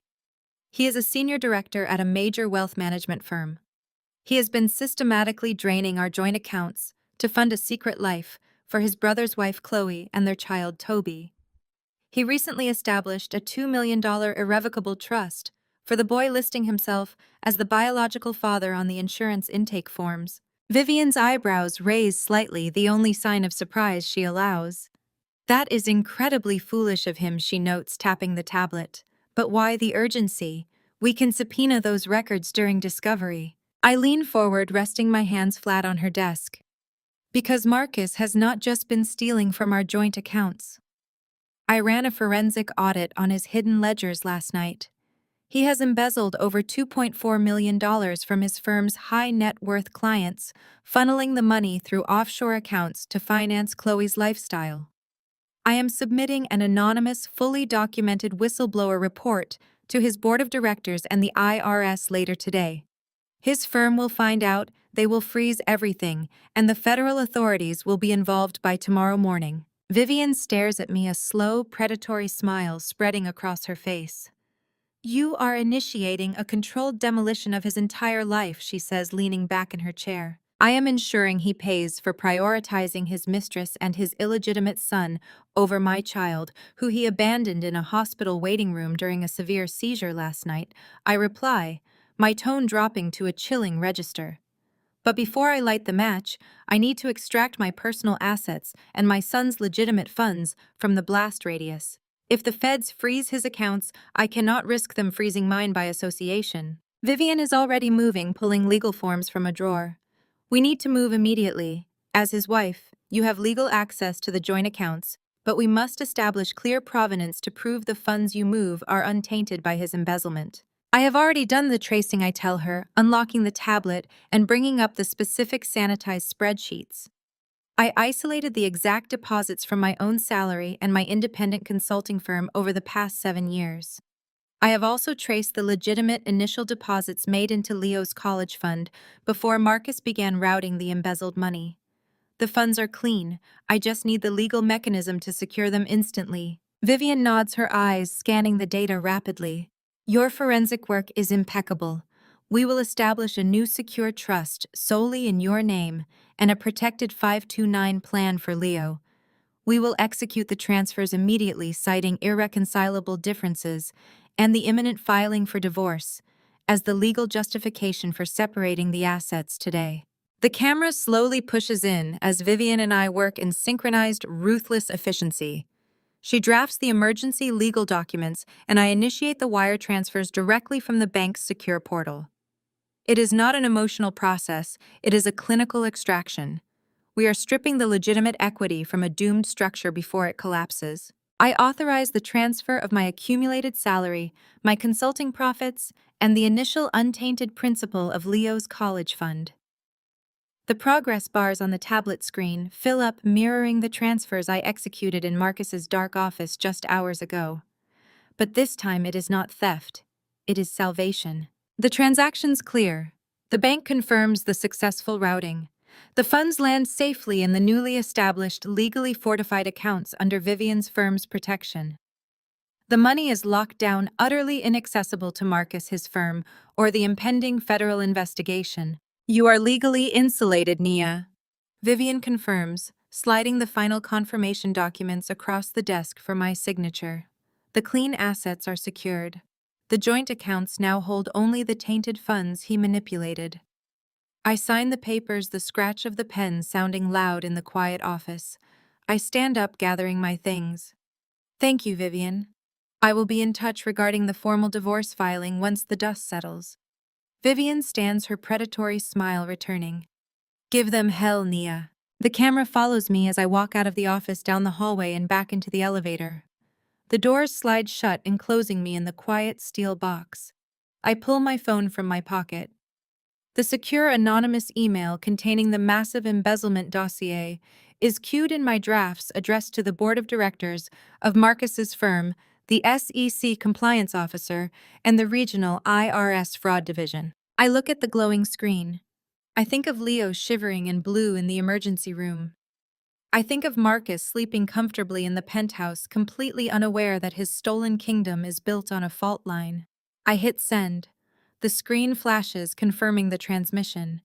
The controlled demolition has officially begun. The camera pushes in for an extreme close-up of my hand inside the quiet sanctuary of my vehicle. My manicured index finger hovers over the glowing red confirmation button on my secure banking application. The prompt on the screen asks to confirm a total freeze on all shared financial assets due to suspected fraudulent activity. I press my finger firmly against the glass. The screen pulses green and a confirmation code materializes. Account locked. I do not just stop at pressing a button on an app. I dial the premier fraud division of the bank directly using the dedicated hotline for high net worth clients. When the security agent answers, I use my most composed professional voice. I do not sound like a scorned wife. I sound like a senior auditor. I inform them that as a joint account holder, I have identified highly suspicious unauthorized offshore wire transfers routed through the Cayman Islands and tied to an unknown Delaware LLC. I mention the specific financial regulatory codes and quote the exact federal statutes regarding money laundering. The agent on the line immediately escalates the call to a senior investigator. Within 5 minutes, the bank initiates a total catastrophic lockdown on Marcus's financial infrastructure. His black cards, his platinum debit access, and his automatic domestic transfers are instantly paralyzed. The joint accounts are completely frozen, pending a federal review. If he tries to buy a cup of coffee this morning, his transaction will decline. If Chloe tries to swipe her premium card for a designer handbag or a luxury spa treatment, the terminal will display a confiscation error code. They are entirely cut off from the capital they stole. I switch tabs on my encrypted tablet. The emails to the board of directors of his wealth management firm were dispatched moments ago, but the federal authorities require a completely different level of precision. I access the secure whistleblower portal for the Internal Revenue Service. As a forensic accountant, I know exactly what triggers an immediate, ruthless federal audit. You do not just send a vague tip about a cheating spouse. You hand the government a fully indexed, searchable roadmap of tax evasion. I upload IRS Form 3949A directly into their criminal investigation database. I populate the digital fields with Marcus's social security number, his corporate tax identification, and the employer identification number of Chloe's Delaware holding company. I attach the raw data files, proving he evaded taxes on $2.4 million of embezzled income. The IRS does not care about infidelity or broken marriages. They care exclusively about undeclared revenue. By funneling stolen money into an irrevocable trust for Toby, without declaring the initial capital gains, Marcus has committed a massive tax felony. The camera slowly pans around the interior of my car, capturing the cold blue glow of the screens, illuminating my face against the dark leather upholstery. I hit submit on the federal portal. A long tracking number flashes on the screen, proving the receipt of the evidence. The trap is now fully armed and bolted to the floor. The IRS Whistleblower Division will assign an agent to this file within the hour because I have done 90% of their investigative legwork for them. They do not have to hunt for the hidden money. I drew them a brightly lit map directly to the vault. I open my secure email client and review the read receipts from the encrypted messages I sent to his firm. The tracking software shows that the chief compliance officer opened the attachment exactly 4 minutes ago. The camera slowly zooms in on my steady, calm eyes as I picture the scene currently playing out in the glass-walled executive suites of his prestigious firm. The compliance officer is currently staring at a spreadsheet that proves their Golden Boy director has been actively skimming from their most powerful, ruthless clients. Panic is setting in across the executive floor. They are calling emergency board meetings. They are contacting their external legal counsel to mitigate the catastrophic public relations fallout. They are instructing the IT department to lock Marcus out of all corporate servers right this very second. Marcus is likely still asleep in the master bedroom of our penthouse, blissfully unaware that his entire reality has been vaporized while he rested. In a few hours, he will wake up. He will stretch and put on his custom-tailored suit. He will adjust his expensive silk tie in the mirror and admire the powerful, successful man reflecting back at him. He will pick up his phone to send Chloe a good morning text assuring her that he is managing the crisis and protecting her family. He will walk out of the front door believing he is invincible. He will confidently hand his valet ticket to the parking attendant, unaware that he cannot even pay the parking fee. He does not realize that he is a dead man walking. He thinks he is a mastermind who successfully played 2 women and secured his legacy. But he is nothing more than a rogue employee about to walk directly into a corporate slaughterhouse. I slide the tablet into my designer tote bag and press the ignition button on my dashboard. The low, powerful rumble of the engine breaks the absolute silence of the underground parking garage. I merge smoothly into the bustling morning traffic of downtown Atlanta, heading toward the premium pediatric recovery center to be with my son. The sun is fully shining now, casting a bright light over the city skyline. My job here is completely finished. The avalanche has been triggered, and there is absolutely nothing Marcus can do to stop the ice from burying him alive. The screen splits perfectly down the middle, dividing two entirely different realities. On the left side of the frame, the camera captures Chloe inside the sprawling kitchen of her suburban McMansion. The house is a pristine monument to stolen wealth, flooded with natural light and decorated with high-end furnishings paid for entirely by the Delaware LLC slush fund. Chloe is leaning against a massive marble island, wearing a designer silk robe. She holds a crystal glass of expensive Cabernet Sauvignon in one hand and her latest model smartphone in the other. A self-satisfied, smug expression rests comfortably on her face. She feels invincible. She firmly believes she has won the ultimate prize by stealing a wealthy, successful man away from his strong, independent black wife. On the right side of the split screen, the camera frames my reality. I am sitting in the quiet, sterile environment of a private VIP recovery suite at Atlanta Children's Hospital. The room is dimly lit to promote healing. The only sound is the reassuring rhythmic beep of the heart monitor tracking Leo's perfectly stable vital signs. My son is sleeping soundly, wrapped in warm blankets. I am sitting in the comfortable recliner beside his bed, my posture relaxed but completely alert. My phone rests in my lap. I do not look like a defeated woman. I look like an apex predator patiently waiting for the trap to snap shut. On the left side of the screen, Chloe takes a slow, luxurious sip of her wine. She is bored. Marcus is on his way over, and she has already set the stage to play the grateful, fragile woman welcoming her hero home. But the victory does not feel complete to her unless she can actively twist the knife in my back. Women like Chloe do not just want the prize, they want to ensure the other woman knows she lost. She thrives on manufacturing drama, hoping I will snap and send her a barrage of angry, unhinged messages that she can then show to Marcus as proof of my instability. Chloe taps the screen of her phone, bringing up my contact name. Her manicured fingers fly across the digital keyboard, typing out a message designed to inflict maximum psychological damage. Marcus is having dinner at my place tonight to make it up to Toby. You can stay at the hospital alone with your kid. She hits send. A wicked, triumphant smile spreads across her pale face as she watches the delivery confirmation bubble pop up on her screen. She takes another sip of wine, completely oblivious to the fact that the very glass she is holding was purchased with embezzled corporate funds. She thinks she has just delivered a crushing emotional blow.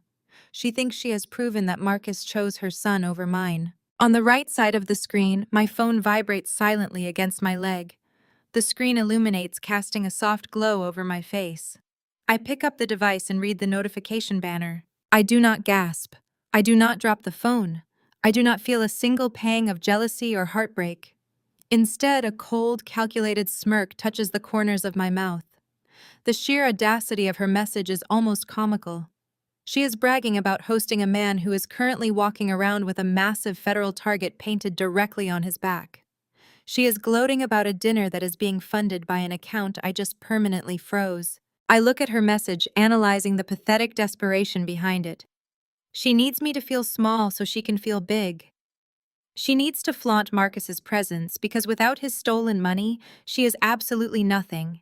She is a parasite bragging about the host she is currently draining. But the host is already dead. He just does not know it yet. I tap the reply box. I do not type out a paragraph defending my marriage. I do not curse at her or demand that she send my husband back to the hospital. I do not give her a single ounce of the aggressive emotional reaction she is desperately fishing for. I keep my response surgical, brief, and laced with a terrifying double meaning that she lacks the intellectual capacity to decode. Enjoy dinner. That meal is going to be expensive. I hit send and place the phone face down on the bedside table.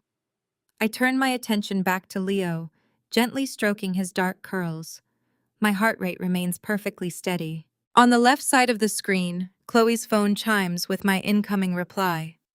The camera zooms in slightly on her face, capturing the moment her smug expression falters. Her brow furrows in confusion as she reads the text. She was expecting a war. She was expecting me to demand Marcus's location or threaten a divorce. She was ready to play the victim the moment I raised my digital voice. Instead, she receives a chilling two-sentence warning that makes absolutely no sense to her. Expensive. She scoffs, rolling her eyes and tossing the phone onto the marble counter. She assumes I am just being petty about the cost of groceries or making a weak, passive-aggressive comment about Marcus spending money on her instead of me. She shakes her head, dismissing my response entirely, returning to her wine and her unearned arrogance. She has absolutely no idea what is about to happen in that house. The camera holds the split screen, framing the dramatic irony of the evening. I know exactly how this dinner is going to play out. Marcus will arrive at her house feeling like the king of the world. He will bring premium steaks from the high-end butcher downtown and expensive bottles of imported wine. He will likely stop at a luxury boutique on the way to buy Chloe a piece of jewelry to apologize for the stress of the previous night. He will walk up to the cash register wearing his custom-tailored suit, projecting absolute financial authority. He will pull out his sleek, heavy-metal platinum card and hand it to the cashier with a charming smile. The cashier will swipe the card. The terminal will process the request, connecting to the secure banking network. And then the terminal will flash a bright red error code. Declined. Marcus will laugh it off, assuming it is a simple security glitch. He will pull out a second card, a corporate expense account linked to his wealth management firm. He will swipe it. Declined. He will try a third card linked to our joint savings. Declined.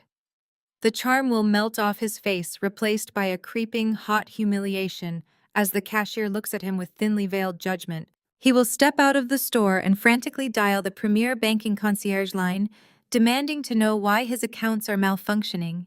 He will expect apologies and immediate technical support. Instead, he will be transferred to a federal fraud investigator who will inform him that his entire financial portfolio has been seized pending an active criminal review. He will arrive at Chloe's house empty-handed, his arrogant swagger completely shattered by the sudden, terrifying realization that he has zero liquidity. He will sit at that marble island eating whatever scraps she has left in her pantry, trying to hide the fact that his empire has just been wiped off the map. He will try to reassure her that it is just a temporary banking error, but the panic in his eyes will be impossible to hide. Chloe will watch him, sensing the shift in the power dynamic. The fragile, delicate woman will quickly realize that the man she relies on to fund her luxurious existence is suddenly a liability.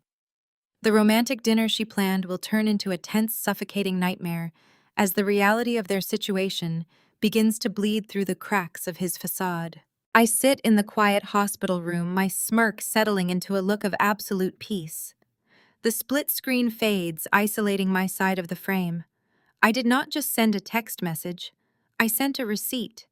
I am the forensic accountant, and I have just handed them the bill for every single lie they ever told. They can enjoy their dinner tonight. It will be the last meal they ever eat before the federal authorities arrive to collect the debt. The camera executes a slow, deliberate tracking shot, moving smoothly away from the glow of my phone screen and panning toward the massive floor-to-ceiling window of the pediatric recovery suite. I stand up from the recliner and walk toward the glass, looking out over the sprawling night skyline of Atlanta. The city is a glittering grid of golden streetlights and towering steel monuments to corporate wealth. Millions of people are out there living their lives entirely unaware of the catastrophic financial and familial earthquake I am currently engineering from a quiet hospital room. My reflection stares back at me in the darkened glass. My posture is perfectly straight. The terrified, frantic mother who sprinted into the emergency hours ago has been entirely replaced by a cold, calculating executioner. I have frozen the bank accounts. I have triggered the federal audits. I have delivered a cryptic, terrifying warning to my husband's mistress. But a structural demolition is not complete until you remove the final load-bearing pillar. That pillar is Jamal. Marcus's older brother is currently sitting in a luxury business suite in Dubai, completely oblivious to the fact that his entire existence is a carefully orchestrated illusion. Jamal is a good man. He works grueling 80-hour weeks managing international corporate logistics, traveling constantly to provide a premium lifestyle for a wife who despises him and a son who does not share a single drop of his DNA. Jamal and I share a tragic invisible bond. We are the collateral damage. We are the hard-working, loyal spouses whose sacrifices were utilized as the foundation for Marcus and Chloe's twisted, parasitic romance. I cannot let Jamal walk blindly into the blast radius when the federal authorities raid his brother's firm tomorrow. He deserves to know the truth before the FBI knocks on his door asking questions about offshore accounts linked to his wife. More importantly, Jamal is the ultimate weapon in my arsenal. Marcus fears his older brother. Jamal has always been the moral compass of their family, the one who actually earned his success through relentless hard work, rather than manipulation. If Marcus fears anything more than prison, it is looking his older brother in the eye when the truth is exposed. I pull my encrypted tablet from my designer tote bag and rest it on the wide windowsill overlooking the city. I open a highly secure anonymous routing network, ensuring my transmission cannot be intercepted or traced back to the hospital server. I initiate a new email addressed directly to Jamal's private personal inbox, a dormant address he only uses for secure family communications. I do not write a long emotional letter. Forensic accountants do not deal in feelings. We deal in exhibits. I title the subject line simply and clinically, Urgent Audit, Immediate Action Required. I attach the first file. Exhibit A. The comprehensive financial flowchart detailing Marcus's $2.4 million embezzlement scheme. I include the offshore routing numbers, the Cayman Island wash accounts, and the specific Delaware LLC registered in Chloe's name. Jamal works in logistics. He understands supply chains and data flow better than anyone. It will take him less than 60 seconds of reviewing the spreadsheets to realize that his wife has been secretly funded by his brother's stolen corporate assets. I attach the second file, Exhibit B, the Tobias Legacy Trust. I upload the unredacted intake forms where Marcus officially declares himself the biological father under penalty of perjury. Then I attach the most devastating piece of ammunition in my entire collection. Exhibit C, the DNA and hematology reports. When I hacked into the premium health insurance portal in the back of the ambulance, I did not just pull the billing statements. I accessed Toby's comprehensive medical history. The boy required specialized genetic baseline testing for a rare allergy treatment protocol 2 years ago. The portal contained a complete breakdown of his blood typing and specific genetic markers. Jamal has a rare blood type, a fact my mother-in-law Estelle loves to complain about whenever family medical history is discussed. The medical data on the insurance portal definitively irrevocably excludes Jamal from any biological possibility of paternity. Furthermore, the genetic markers present in Toby's profile are a flawless statistical match for the paternal medical history recorded under Marcus's primary policyholder profile. It is a biological smoking gun. DNA does not bend to manipulation. It does not cry fake tears, and it does not make excuses. It just states the absolute devastating truth. I review the 3 attachments: financial ruin, legal perjury, biological betrayal. It is a lethal combination. But sending a man this kind of apocalyptic information while he is stranded on another continent is dangerous. Jamal needs to be physically present when the empire crumbles tomorrow morning. I open a new tab and log into my corporate travel concierge portal. I use my own untainted funds to purchase a premium business class ticket on the next Emirates direct flight from Dubai to Atlanta. The flight departs Dubai International Airport in exactly 4 hours. It is an emergency booking that costs a small fortune, but the investment is absolutely necessary.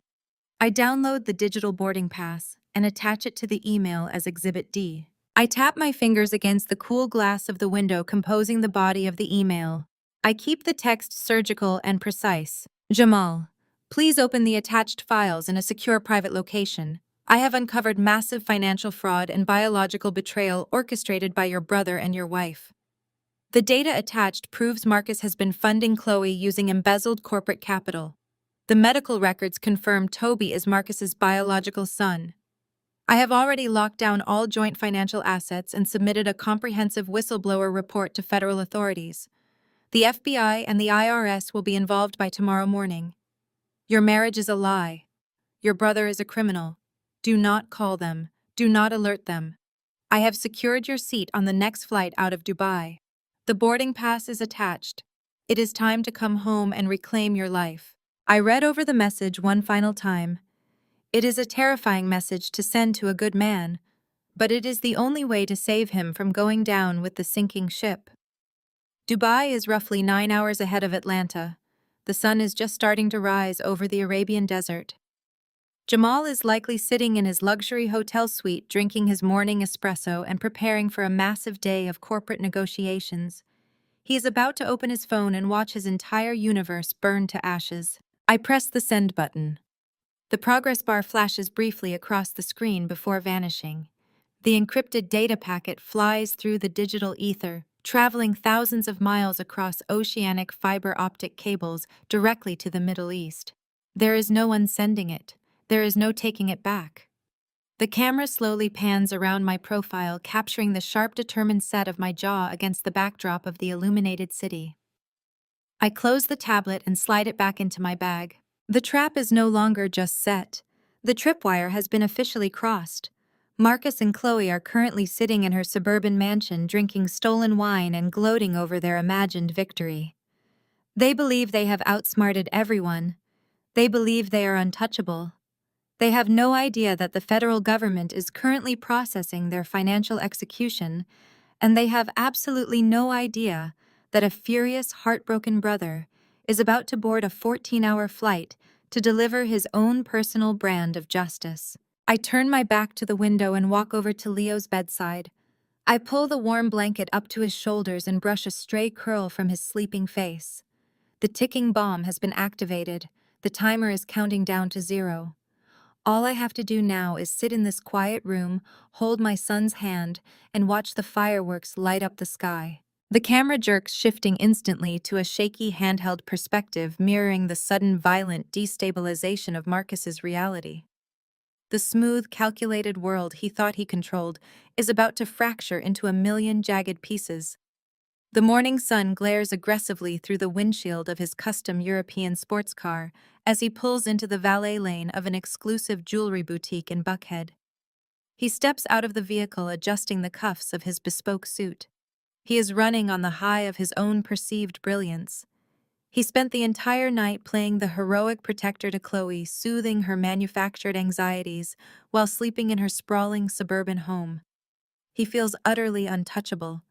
He intends to purchase a diamond tennis bracelet to commemorate his absolute authority over both his households. The camera follows him closely, slightly unsteady, as he strides through the heavy glass doors of the boutique.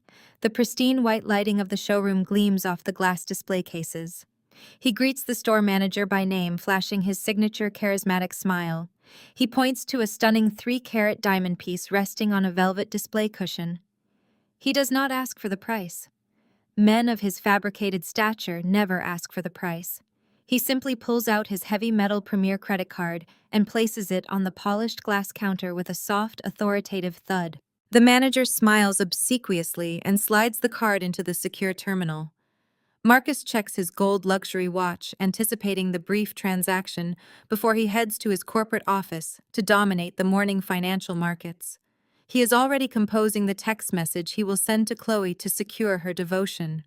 The terminal emits a sharp, discordant beep. The manager glances down, his professional smile faltering for just a fraction of a second. He attempts to swipe the heavy metal card a second time. Another harsh beep echoes through the quiet boutique. The manager clears his throat, looking up with a delicate, apologetic expression. "I am terribly sorry, sir, but the system is returning a hard decline code. It must be a temporary security hold. Would you like to use another form of payment?" Marcus lets out a short, arrogant scoff, completely unbothered. He assumes it is just an overzealous fraud protection algorithm, flagging an unusually large early morning purchase. He reaches into his tailored jacket and extracts a second card. This is his platinum corporate expense account linked directly to his wealth management firm. He hands it over with an impatient sigh. The manager processes the corporate card. The machine beeps a third time. The screen flashes bright red. Confiscate card. Do not honor. The camera shakes slightly, capturing the exact moment the annoyance on Marcus's face morphs into genuine confusion. A cold prickle of unease begins to crawl up the back of his neck. The manager's apologetic demeanor dissolves completely, replaced by a thinly veiled mask of professional judgment. The silence in the high-end boutique suddenly feels suffocating. Marcus feels the eyes of the security guard near the door shifting toward him. He forcefully snatches his cards back from the counter, muttering an angry excuse about incompetent banking software. He turns and marches out of the boutique, the camera jolting behind him as his pace quickens from a confident stride to a frantic retreat. He snatches his keys back from the valet, throwing himself into the driver's seat of his sports car and slamming the door shut. His breathing grows shallow and rapid. He yanks his smartphone from his pocket and immediately dials the dedicated wealth concierge line for his primary bank. He fully intends to unleash a torrent of verbal abuse on whatever customer service representative answers the phone. The line rings once before a stern automated voice instructs him that he is being transferred to the Federal Compliance and Fraud Division. A severe, unyielding agent comes on the line. Marcus launches into a tirade demanding his accounts be unlocked immediately. The agent cuts him off mid-sentence. "Sir, your entire financial portfolio has been subjected to a catastrophic freeze, mandated by federal regulatory protocols. We have identified unauthorized offshore wire routing connected to a Delaware holding company. Your joint assets, your independent savings, and your credit lines are completely locked pending an active criminal review. We are legally prohibited from unfreezing any capital." The agent disconnects the call. The camera shakes violently inside the cramped interior of the sports car. Marcus drops the phone into his lap. The air in his lungs completely evaporates. The offshore accounts. The Delaware LLC. How could the bank possibly know about the shadow architecture he spent years meticulously hiding? A loud, sharp ping vibrates from the phone. A high-priority corporate email notification flashes across the screen. The sender is the chief compliance officer and the board of directors of his asset management firm. With trembling, sweaty fingers, Marcus opens the email. The camera angle tilts precariously, mimicking his vertigo. The subject line reads, "Immediate termination with cause." The body of the email is a clinical, devastating execution. It details the exact fractional percentages he has been skimming from client portfolios.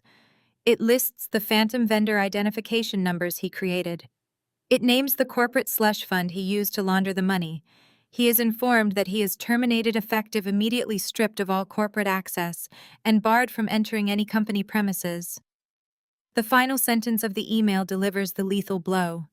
The firm has already forwarded the irrefutable evidence of his $2.4 million embezzlement scheme to the Securities and Exchange Commission and the Internal Revenue Service. Marcus lets out a raw, strangled sound.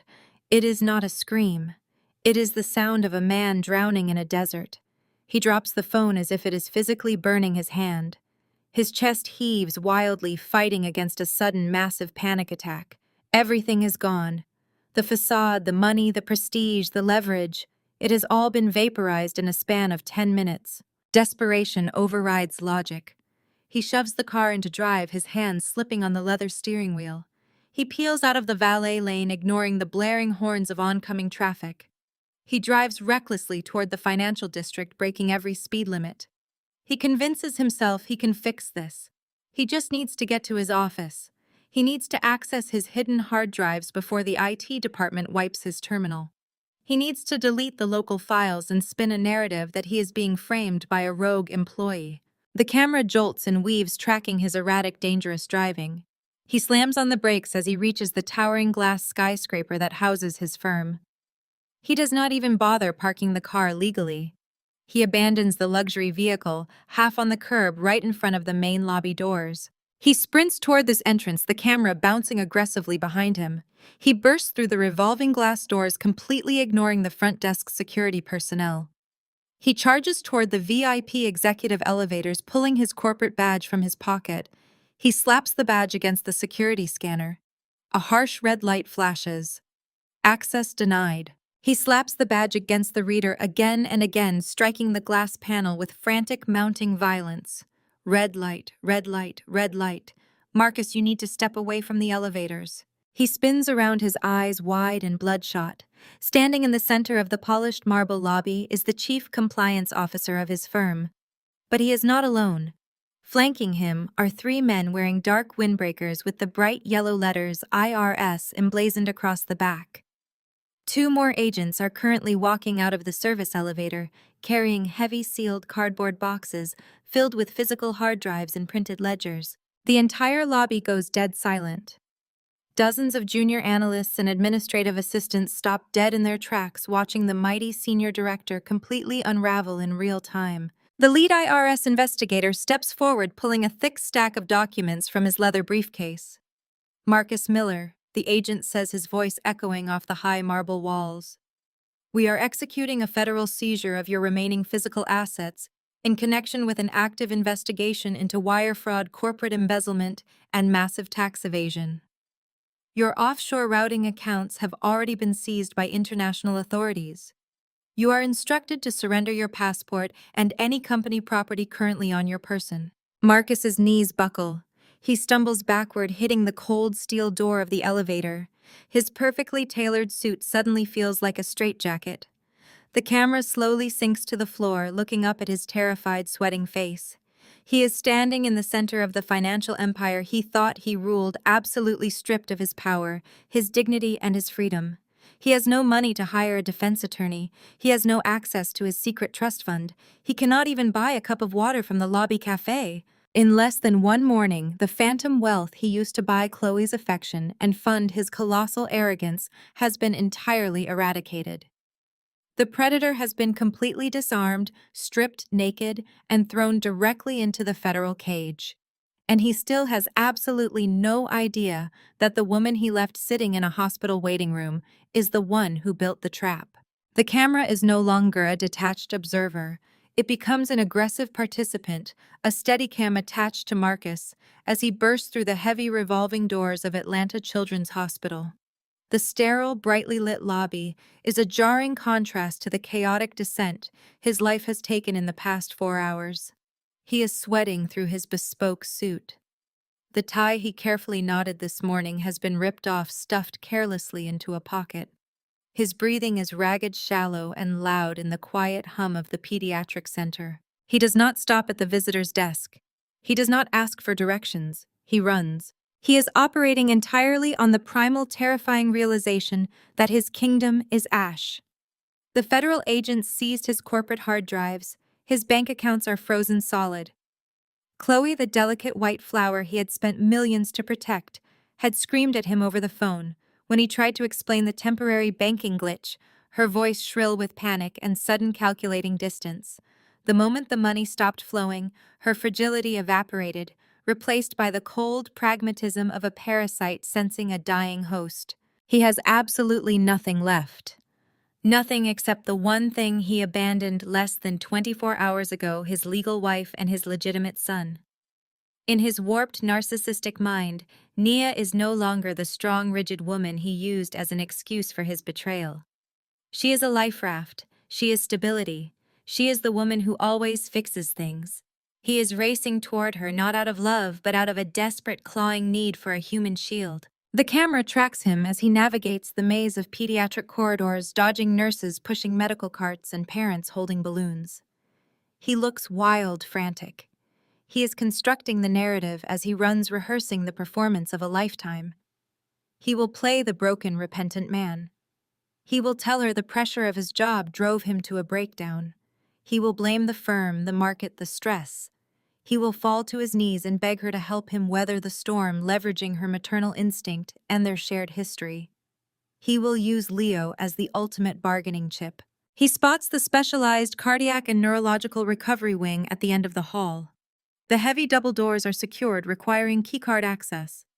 He slams his hand against the glass, ignoring the startled look of a passing orderly. He presses the intercom button, his chest heaving. "My son," he gasps, injecting raw, manufactured panic into his voice. "Leo Miller, I need to see my son. I'm his father." The intercom buzzes and the heavy doors unlatch with a loud click. He pushes through, his eyes darting frantically across the room numbers. The VIP recovery suites are at the far end. He breaks into a jog again, the camera bobbing slightly with his erratic pace. He is almost there. He can almost taste the safety of Nia's inevitable compliance. He just needs to get into that room, drop to his knees, and let the tears flow. He reaches the final corridor.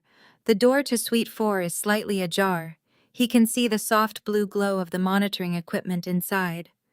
He slows his pace, taking a deep, shuddering breath, actively forcing moisture into his eyes. He pushes the door open fully, ready to collapse into the role of the shattered patriarch. But the room is empty. The bed is perfectly made, the crisp white sheets pulled tight. The monitors are dark and silent. There is no trace of Nia. There is no trace of Leo. Marcus freezes, the carefully constructed tears drying instantly in the corners of his eyes. The camera circles him, slowly capturing the utter confusion, wiping away the performative grief. "Can I help you, sir?" He spins around. A senior pediatric nurse is standing in the doorway, a clipboard in her hand.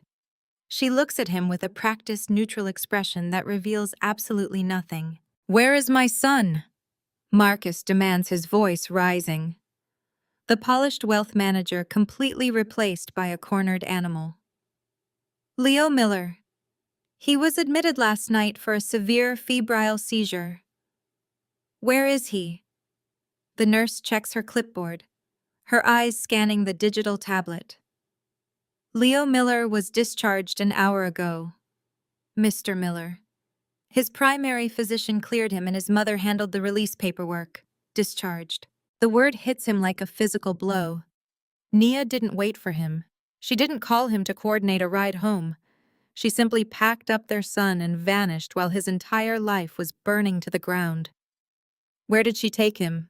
Marcus asks, stepping toward the nurse, his desperation leaking through the facade.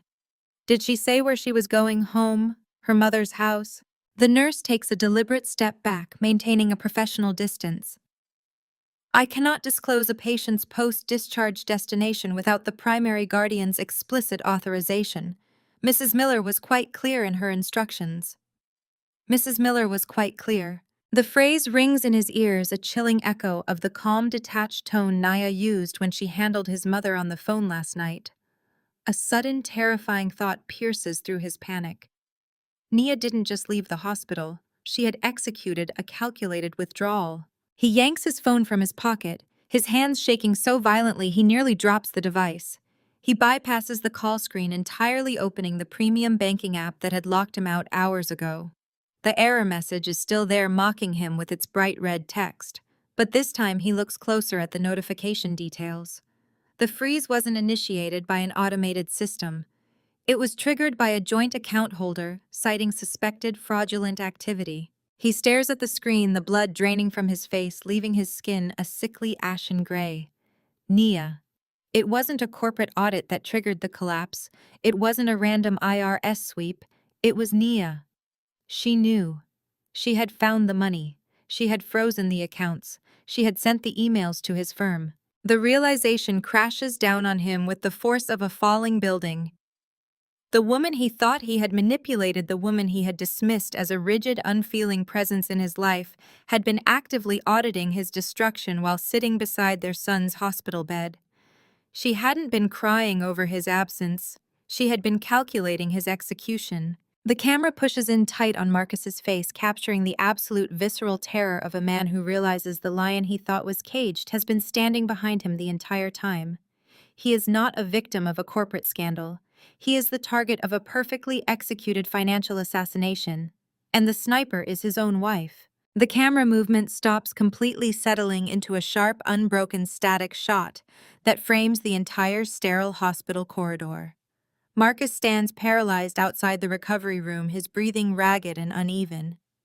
The heavy wooden door of the adjacent VIP suite swings open, and a senior attending physician steps out holding a medical chart. Marcus lunges forward, grabbing the doctor by the sleeve of his white coat. "Doctor, let me see my son," he begs, his voice cracking with genuine terror. "I am Marcus Miller. I am his father." The doctor pulls his arm away, adjusting his glasses with absolute clinical detachment. He looks at Marcus without a single ounce of sympathy. "I am sorry, sir," he states plainly. "You are too late. You are." The words hit Marcus like a physical strike to the chest. He stumbles backward, hitting the corridor wall. His mind instantly jumps to the absolute worst catastrophic scenario. He thinks the febrile seizure returned. He thinks the fever spiked. He thinks his 4-year-old son is dead. He begins to hyperventilate, sliding down the wall as a raw, strangled sob rips from his throat. The door to the VIP suite opens fully. Nia steps out into the harsh fluorescent light. She did not vanish into the city. She had simply finalized the legal discharge to establish total medical authority and waited for the trap to spring. She looks completely flawless, dressed in a sharp, tailored coat, holding a thick manila folder. She walks directly over to the trembling man on the floor and slams the heavy stack of legal documents squarely against his chest, forcing him to catch them. "He is not talking about Leo's medical condition," she says, her voice slicing through the quiet hallway like a scalpel. "He means you are too late to be a father. I have officially stripped your emergency custody rights due to medical neglect and child abandonment." Marcus stares dumbfounded at the bold black letters printed across the top page. It is a petition for absolute divorce accompanied by an emergency restraining order. Before he can even process the paperwork, the elevator chimes loudly at the far end of the long corridor. The steel doors slide open. Jamal steps out.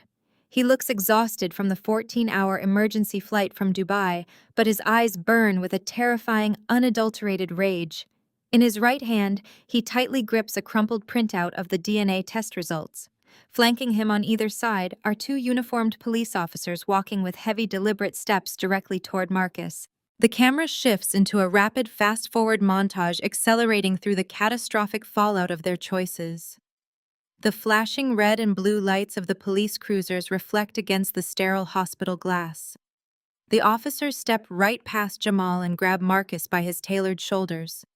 The metallic click of handcuffs echoes down the corridor.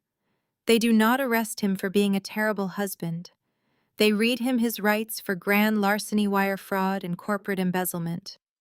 Marcus is dragged out of the pediatric center, completely stripped of his dignity, paraded through the main lobby in front of staring doctors and nurses. His bespoke suit is wrinkled, and his arrogant facade is permanently shattered. The montage cuts violently to Chloe's pristine suburban mansion. The heavy oak front door swings open and a barrage of designer luggage is hurled onto the manicured green lawn. Jamal stands in the doorway holding the DNA test results in one hand and a freshly signed eviction notice in the other. Chloe is on her knees in the driveway weeping and screaming, but her fragile victim act completely fails to sway a man who just learned his entire marriage was a biological lie. Jamal does not just kick her out. He completely severs her financial lifeline, locking her out of every account.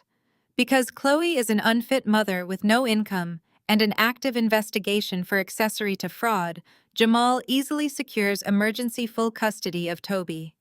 He loves the boy he raised, and he refuses to let Chloe weaponize the child ever again. She is left standing on the curb with nothing but the clothes on her back, entirely cut off from the wealth she sacrificed her morals to secure. The camera snaps to my mother-in-law Estelle standing in the center of her immaculate country club dining room. Her phone rings, delivering the apocalyptic news. The truth about Toby has leaked. Her pristine social standing in the affluent African-American community is instantly incinerated. The grandchild she paraded around, praising his light eyes and perfect features, is not a genetic miracle. He is the living, breathing evidence of a filthy, incestuous affair between her favorite son and her daughter-in-law. The sheer weight of the public humiliation and the total destruction of her family's reputation hits her like a freight train. Estelle clutches her chest, her knees buckling as she collapses onto the expensive Persian rug. Her golden boy is in a federal holding cell. Her fragile daughter-in-law is homeless. Her legacy is a permanent shameful stain. The camera executes a smooth, deliberate dolly in mirroring the exact framing of the opening scene. But the sterile, chaotic environment of the hospital is entirely gone. The space is flooded with warm golden hour sunlight pouring through the floor-to-ceiling windows of my new fully owned Atlanta penthouse.